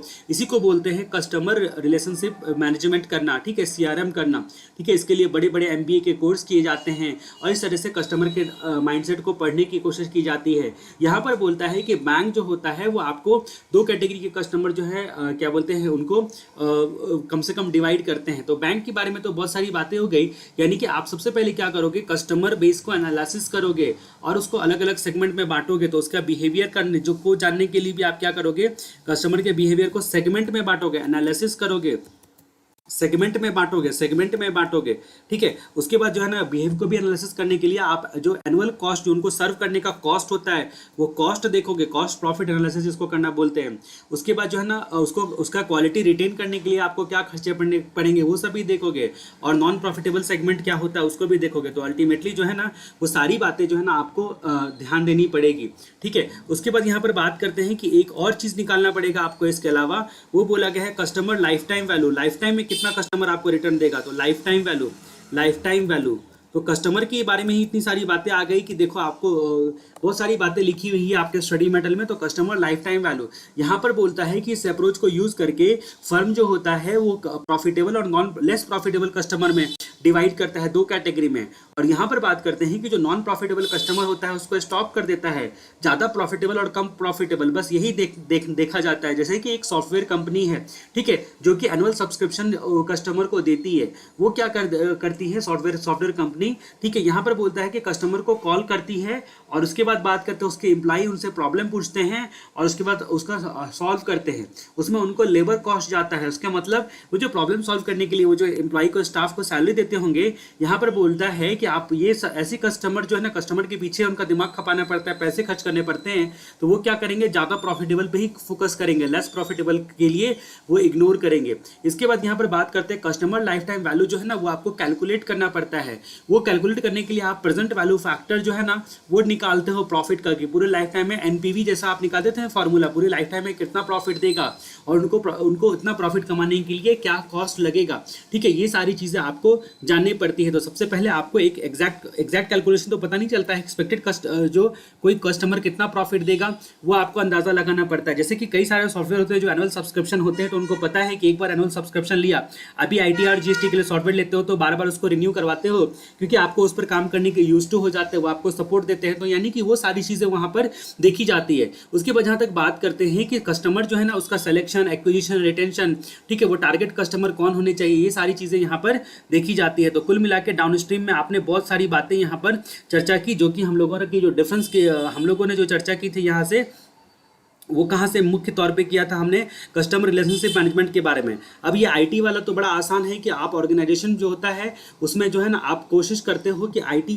ईमेल वगैरह से कस्टमर को हैप्पी करो, विश वगैरह करते रहते हो, बर्थडे आते रहते हो, सब उसको विश करते रहते हो, ये सब। ब्रांड स्ट्रैटेजी, तो कस्टमर पॉइंट ऑफ व्यू से ये भी एक इंपॉर्टेंट पॉइंट है डाउनस्ट्रीम में, ब्रांड स्ट्रैटेजी, यानी कि ब्रांड ऑफ द प्रोडक्ट जो होता है, ह्यूज डिफरेंस जो होता है वो क्रिएट करता है। अगर ब्रांड आप लोगों से, स्पेसिफिक कलर से या किसी भी तरह करके आप ब्रांड क्रिएट कर लिए, तो आप देखते हो कि पिज्ज़ा, बर्गर और छोटी छोटी चीज़ें, इवन चाय के भी आजकल MBA चाय वाला और ये ब्रांड बनने के बाद 10 करोड़ का भी टर्नओवर कर रहा है। तो ये ब्रांड स्ट्रैटेजी पे काफ़ी स्टडी की जाती है, काफ़ी फोकस की जाती है, ठीक है। ये बात हम लोगों ने देखा। अभी हमारा अगला क्वेश्चन आएगा गेन शेयरिंग अरेंजमेंट के बारे में, कि गेन शेयरिंग अरेंजमेंट आखिर होता क्या है, उसकी कथा आएगी। तो ये काफ़ी ट्रेडिशनल कंसेप्ट है, आपको पता है गेन शेयरिंग अरेंजमेंट। यहाँ पर जो है ना दिमाग लगाते हैं कि कस्टमर, जैसे मान लीजिए क्रेडिट पे आप किसी को सप्लाई कर देते हो, आप मैन्युफैक्चरर हो, तो एक तरह से आप जो है ना बिकेगा तो उसमें गेन शेयर करोगे, तो उस तरीके का कुछ अरेंजमेंट होता है। ये अरेंजमेंट होता है ऐसा जहाँ पर सप्लायर एग्री हो जाता है सप्लाई करने के लिए बिना गारंटी ऑफ रिसीविंग पेमेंट का फ्रॉम कस्टमर। कस्टमर पैसे देगा कि नहीं देगा उसको क्रेडिट पे ही दे देता है। यहाँ पर सप्लायर जो होता है वो रिसीव करता है पेमेंट, जो कि बेस्ड होता है अगले को बेनिफिट कितना होगा, यानी कि अगला कस्टमर को बेनिफिट कितना होगा। मान लीजिए मैं मैन्युफैक्चरर हूँ तो मैं देखूंगा जो है ना होलसेलर को, होलसेलर का कस्टमर कौन हो गया, रिटेलर हो गया, ठीक है। यहाँ पर इस केस में जो जो है ना सप्लायर जो होता है वो एक तरह का स्टेक होल्डर होता है। सप्लायर जैसे मैं मैन्युफैक्चरर हूँ, मैं आपको सप्लाई कर रहा हूँ तो मेरा फर्क पड़ेगा अगर आपका नहीं बिकेगा तो, यानी कि मेरे को भी रिस्क रहेगा हर एक सिंगल रुपीस का जो आपका बिकेगा कि नहीं बिकेगा इस पर। यानी कि अगर कस्टमर बेनिफिट जो होता है वो ज़्यादा देता है तो सप्लायर को यानी कि मेरे को हाई अमाउंट रिसीव होगा। और गेन शेयरिंग अरेंजमेंट जो होता है वो एक तरह से विन विन सिचुएशन दोनों के लिए करता है, विन विन सिचुएशन दोनों के लिए करता है। जैसे कि सप्लायर एंड कस्टमर जो होता है एक गेन शेयरिंग अरेंजमेंट में कॉन्ट्रैक्ट इंटर करता है, और जहां पर बोलता है कि सप्लायर जो है अलग अलग प्रकार के मटेरियल जो है ना वो सप्लाई करेगा कस्टमर को कम प्राइस पे। अगर कस्टमर जो है ना उसका सेल्स इंक्रीज करेगा उसकी बेस्ट क्वालिटी की होने की वजह से, तो शेयरिंग हम तुमको एक्स्ट्रा करेंगे यानी कि और भी पैसे देंगे। ये सारी बातें जो है ना यहाँ पर आती है, कुछ इस तरह की कहानी आपका जो आपका गेन शेयरिंग अरेंजमेंट, सॉरी ये गेम शेयरिंग लिख दिया यहाँ पर, गेन, तो गेन शेयरिंग अरेंजमेंट इसको बोलते हैं। अगर मान लीजिए सवाल आता है कि आउटसोर्सिंग या कॉन्ट्रैक्ट आउट पे आपको शॉर्ट नोट्स लिखने के लिए तो आपको क्या क्या बातें यहाँ पर लिखनी पड़ेगी, क्या क्या चीज़ें देखनी पड़ेगी। यहाँ पर बोला जाता है कि एक स्ट्रैटेजी यहाँ पर बताई जाती है जो कि कंपनी अडॉप्ट करती है, किसके लिए, कॉस्ट को रिड्यूस करने के लिए और इफिशियंसी को इम्प्रूव करने के लिए। कॉस्ट घटता है, सबसे पहले आपका क्या होता है, सबसे पहले आप देखो क्या क्या आप यहाँ पर बोलते हैं कि कॉस्ट जो है ना वो रिड्यूस होता है, कॉस्ट आपका रिड्यूस होगा। उसके बाद इफिशियंसी जो है ना वो आपकी बढ़ेगी, कॉस्ट रिड्यूस होगा इफिशियंसी बढ़ेगी। शिफ्टिंग टास्क करके, कैसे बढ़ेगी, शिफ्टिंग टास्क करके। ये चीज़ जो है ना आप क्या करते हो, शिफ्ट टास्क करके, शिफ्ट टास्क क्या कर रहे हो, नाम से ही जा रहे हो, देखो टास्क को शिफ्ट कर रहे हो, यानी कि आप आउटसोर्सिंग कर रहे हो एक तरह से, सीधे शब्दों में बोला जाए तो, ठीक है। और टास्क, ऑपरेशन, जॉब या प्रोसेस, ये सब जो है ना आपको क्या बोलते हैं, अदर को दे देते हो। जैसे कि इसी का परिणाम क्या होता है कि अगर मान लीजिए कि एक automated data processing private limited company, ठीक है, वो क्या करती है, पेरोल का काम करती है, तो उसको सारी कंपनी आउटसोर्स करती है। इसी तरह ग्रेचुटी के लिए कंपनी जो है ना ग्रुप कंपनी बनाते हैं और ग्रेचुटी देने का वो काम करती है, इनकम टैक्स में आपने देखा होगा। तो उस सिचुएशन में सारी कंपनी उसमें मेंबर बन जाती है और एक तरह का वो जॉइंट वेंचर या बॉडी ऑफ इंडिविजुअल की तरह होता है, ठीक है। यहाँ पर कॉन्ट्रैक्ट जो होता है वो थर्ड पार्टी को दे दिया जाता है अपने प्रीमाइसेस के आउटसाइड कि भाई हमारा ये काम तुम संभालो। जैसे अकाउंटिंग करने का काम जो है सीए फर्म को दे दिया जाता है किसी किसी केस में। यानी कि आउटसोर्सिंग जो होता है यहाँ पर कॉस्ट सेविंग मेजर होता है, एक तरह से कॉस्ट सेव करेगा और उसका मैन्युफैक्चरिंग पे सिग्निफिकेंट इम्पैक्ट होगा, ठीक है। अब यहाँ पर बात करते हैं कि आपका ये जो होता है या तो सर्विस सेंटर के थ्रू आप डन करवा सकते हो या फिर जो है ना कंप्यूटर प्रोग्रामिंग वाले के पास आप करवा सकते हो, या स्पेशली इसके लिए कोई ऑर्गेनाइजेशन बनी है तो उससे करवा सकते हो। उसको आप क्या बोलते हो, आउटसोर्सिंग अरेंजमेंट बोलते हो। सिंपल सा कंसेप्ट है। इसके एडवांटेज क्या क्या होते हैं, तो ये आपको कॉस्ट सेविंग में सबसे पहले तो आपको हेल्प करेगा।